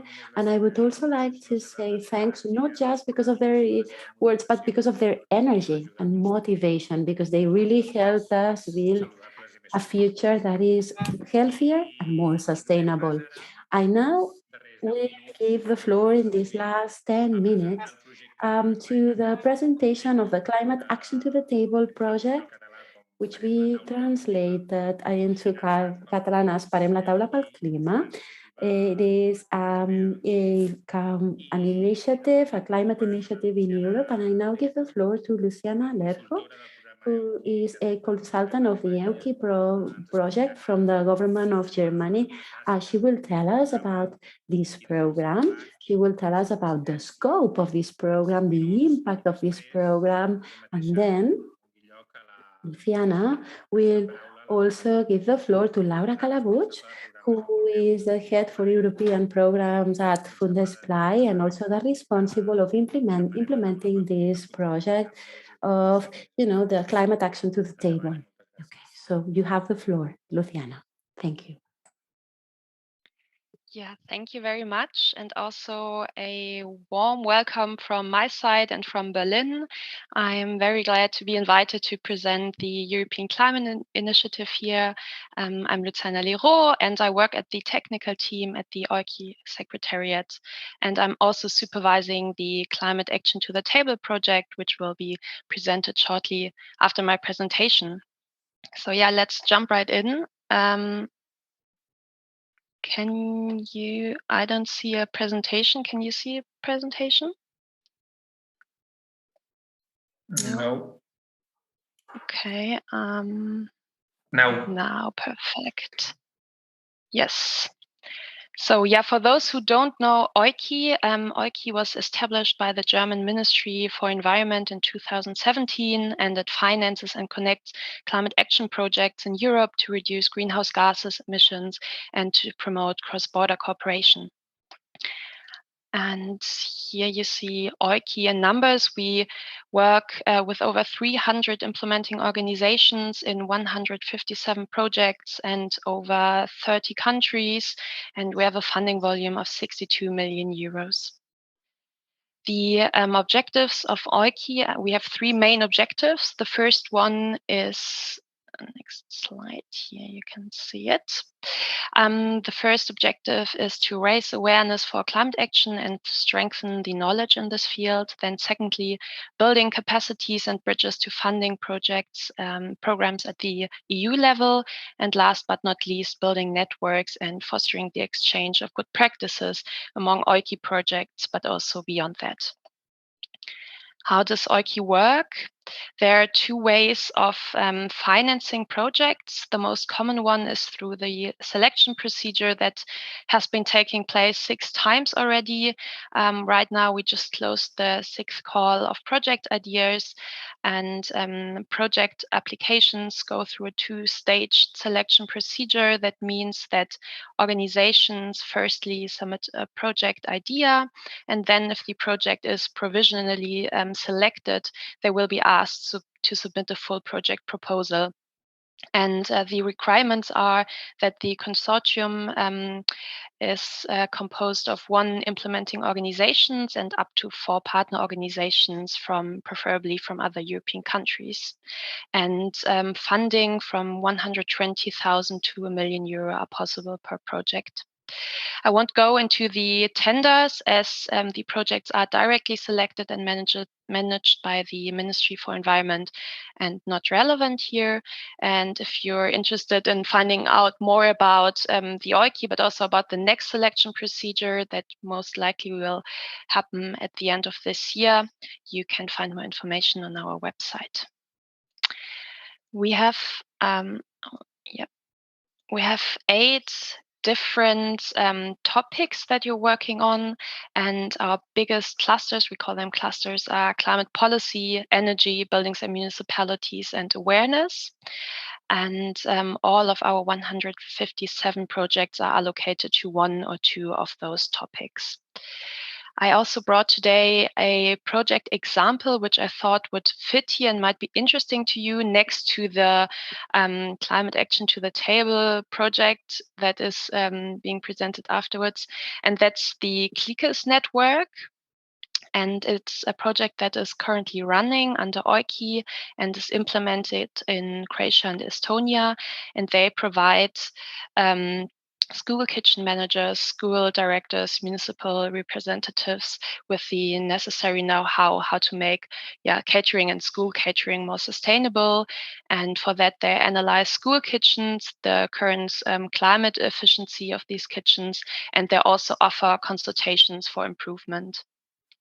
I could tell you much more about this, but I don't have that much time. So again, if you're interested in this project or other projects, you will find all of them on our website. So next is the OICI Academy that also plays a very important role because with its activities, it contributes to the achievement of the OICI goals. And the goals of the OICI Academy are to make the projects more efficient and effective, especially in terms of financial management. Then, as I already said, very important point, passing on knowledge about approaches to climate change mitigation in all different sectors that our projects work in, but then also strengthening the institutional capacities of NGOs and ensuring that the implementing organizations have the required knowledge and expertise so that they can also prepare their own funding requests to other donors such as the EU. And at the OICI Academy, we run trainings, courses, and we also hold a different events such as web seminars to facilitate discussions and information sharing. And last but not least, I skipped this, I'm sorry. Here you can see what I just talked about, the OICI Academy. And then last but not least, our public relation team, which increases the visibility of projects and their results, and they also provide advice and information. And again, on our website, you can find a wide range of publications, videos, interviews, and blog posts and such things. And you can also follow us on Twitter and Facebook and get in touch with us. Yeah, thank you very much. And with that, I'll hand over to Laura. I was muted, sorry. Thank you, Luciana, for your presentation and also for joining us and telling us a bit more about OICI and your tasks. So thank you. I'm going to switch to Catalan now to make the presentation. Com us deia el Carles... As Carles was saying, my name is Laura Calabuig. I work at Eulesply managing this Climate Action to the Table project.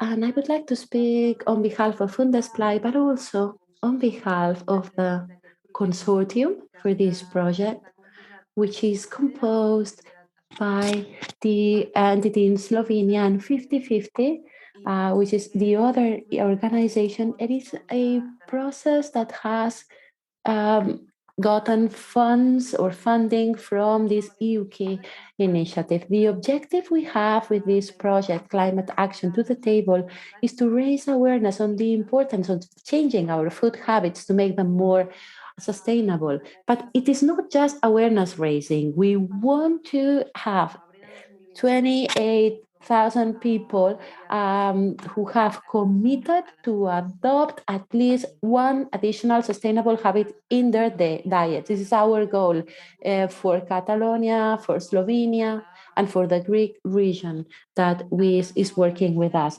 As main beneficiaries, we think that the educational world is very important. So we share some similar ideas. The educational world, but it's important. Mariona has mentioned how important it is to raise awareness a bit among youngsters. Frauke also told us about the participation of teachers in food councils. So what we are trying to do is we are trying to create activities for the different stakeholders. First of all, we organize conferences. This is the first conference of the cycle, but we will have 13 more conferences organized by our different partners. Secondly, we are also creating a digital version of a escape room and also a physical escape room, which will be transferred to different centers. It's going to be portable. We will have it in different centers. We're also developing a toolkit and training guide for educations so that they can teach our children about healthy food in a fun way. And finally, we have developed a communication campaign because our objective is to spread the word so that there are many people who can benefit from our activities. So in the screen, you can see my email address. And should you want to have more information on this project, or please do not hesitate to write to me. In spring, we will present this project, Climate Action to the Table. If everything goes well, it will be a face-to-face presentation and we will share our results. This is what I wanted to share with you. I ran out of time, so it had to be very, very fast. But I would like to ask you to answer something that I will send to you through the chat. There is a version in Spanish, a version in Catalan, and a version in English. I will send you the link, and I would be very grateful if you could fill that form. Thank you so much, Laura. Thank you for the explanation of this project, which is so valuable, and we will definitely do a follow-up of this project. It's 4 to 8, and we will try to be very specific in this last part. It was a great pleasure to participate in today's session. And I would like to thank all the speakers, everybody who has participated in this session. It has been extremely interesting. I would really wish we could have done this face-to-face, sharing a physical space and having time together. But unfortunately, the pandemic has made that impossible, but it will happen again, hopefully. All the speeches were extremely interesting. Carlos, I think we chose very well the participants today. It was great to count on our keynote speaker, Peter Schmidt, but also the rest of speakers who have given us an overview of all the things that are being done at the European level, but also at the Catalan level, with all these new approaches, whether they are in small places, geographically places, but all of them have a huge potential to transform things. So in a way, this has been like a sort of landscape with small transformations leading to a big change into a sustainable system. Having said all this, it is now my pleasure to give the floor to our Secretary of Food, Carmel Modul and Brazule. I give the floor to him. Calmer, the floor is all yours for the closing speech. Thank you. Good afternoon, good evening, ladies and gentlemen. Thank you, Arnau, for your introduction. I need to say that I have been following this conference carefully. I need to confess that I felt very satisfied. I would like to say thanks to Fundesplai and Katz for organizing it, to all the speakers who have participated in today's conference, because the experiences that were shared by you and the objectives that you summarized have been really interesting. And as humanity, we are now going towards a path that is much better than the path we have behind us. There's a lot of things that still have to be done. The transformation of the system requires social awareness. Otherwise, it is not going to be materialized. This would be my conclusion. Laura was mentioning all the participants with values that, in a way, we all share, and we definitely share them. When at the Catalan Council of Food, with the Council, we initiated our strategic plan. We always thought that our goal would have to be aligned with the framework, the general framework, because we are privileged. We are a small country that at the same time can be an excellent lab, an excellent place where experiences become pilot transformation processes that can be exported afterwards.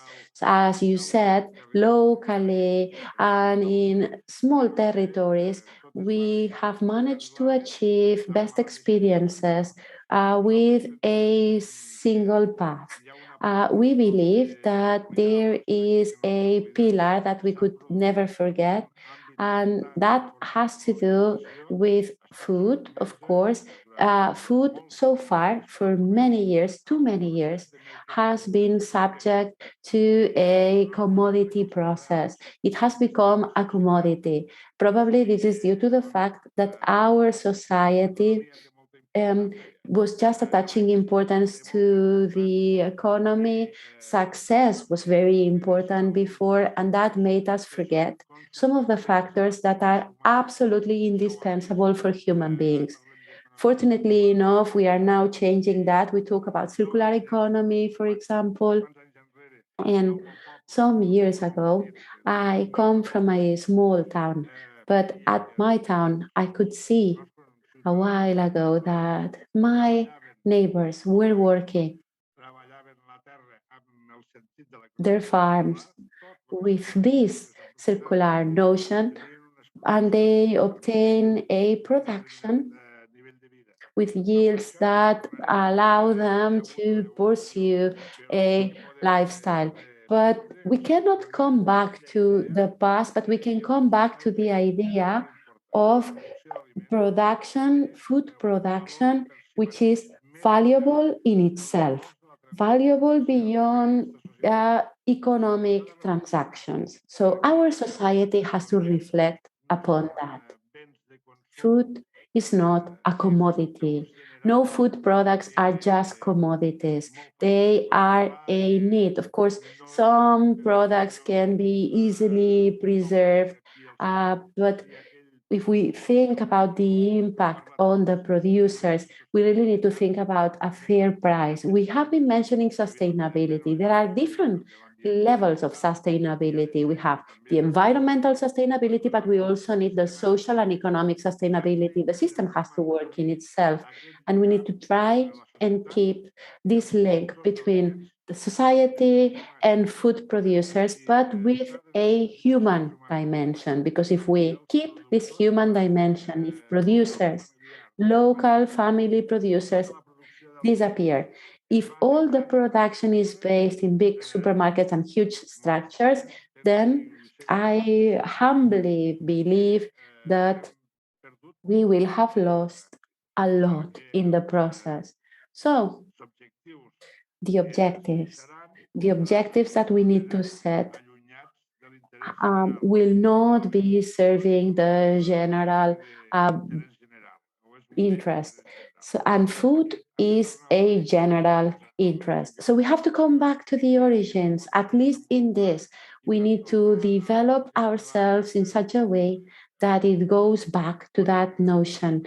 And to use the words of Mr. Schmidt, I think he likes Barcelona very much, because I remember we met at a CATS event in a hospital, in St. Pau's hospital, and I loved what he said back then. Education is a fundamental factor. Empowering this the food production needs to include the education sector. We have to start with the children. We have to start with those who can become men and women in the future that may be more demanding, much more demanding than the previous generations.